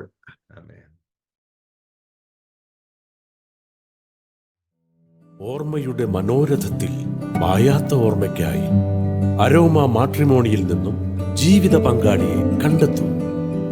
നിങ്ങൾ ഒരു ക്രിസ്തീയ ജീവിത പങ്കാളിയെ അന്വേഷിക്കുകയാണോ? അതോ മക്കൾക്ക് അനുയോജ്യമായ ഒരു തക്ക തുണയ്ക്ക് വേണ്ടി പ്രാർത്ഥിക്കുന്ന വ്യക്തിയാണോ? എങ്കിൽ അരോമ മാട്രിമോണി നിങ്ങൾക്ക് വേണ്ടിയാണ്. ഇന്നു തന്നെ സൗജന്യമായി രജിസ്റ്റർ ചെയ്യൂ. അരോമ മാട്രിമോണിയുടെ പ്രത്യേകതകൾ: രജിസ്ട്രേഷൻ തികച്ചും സൗജന്യം. ലോകത്തെവിടെയുമുള്ള അനുയോജ്യമായ ക്രിസ്തീയ ജീവിത പങ്കാളിയെ തിരഞ്ഞെടുക്കാം. വിവാഹം നടക്കുന്നതുവരെ സർവീസ് ലഭിക്കുന്നു. ഏറ്റവും ചെറിയ പാക്കേജുകളും തിരഞ്ഞെടുക്കാം. അരോമ മാട്രിമോണി നിങ്ങൾക്കായി ഒരുക്കുന്നു വിവാഹം പരമാനന്ദം. Email aroma matrimony 2020@gmail.com.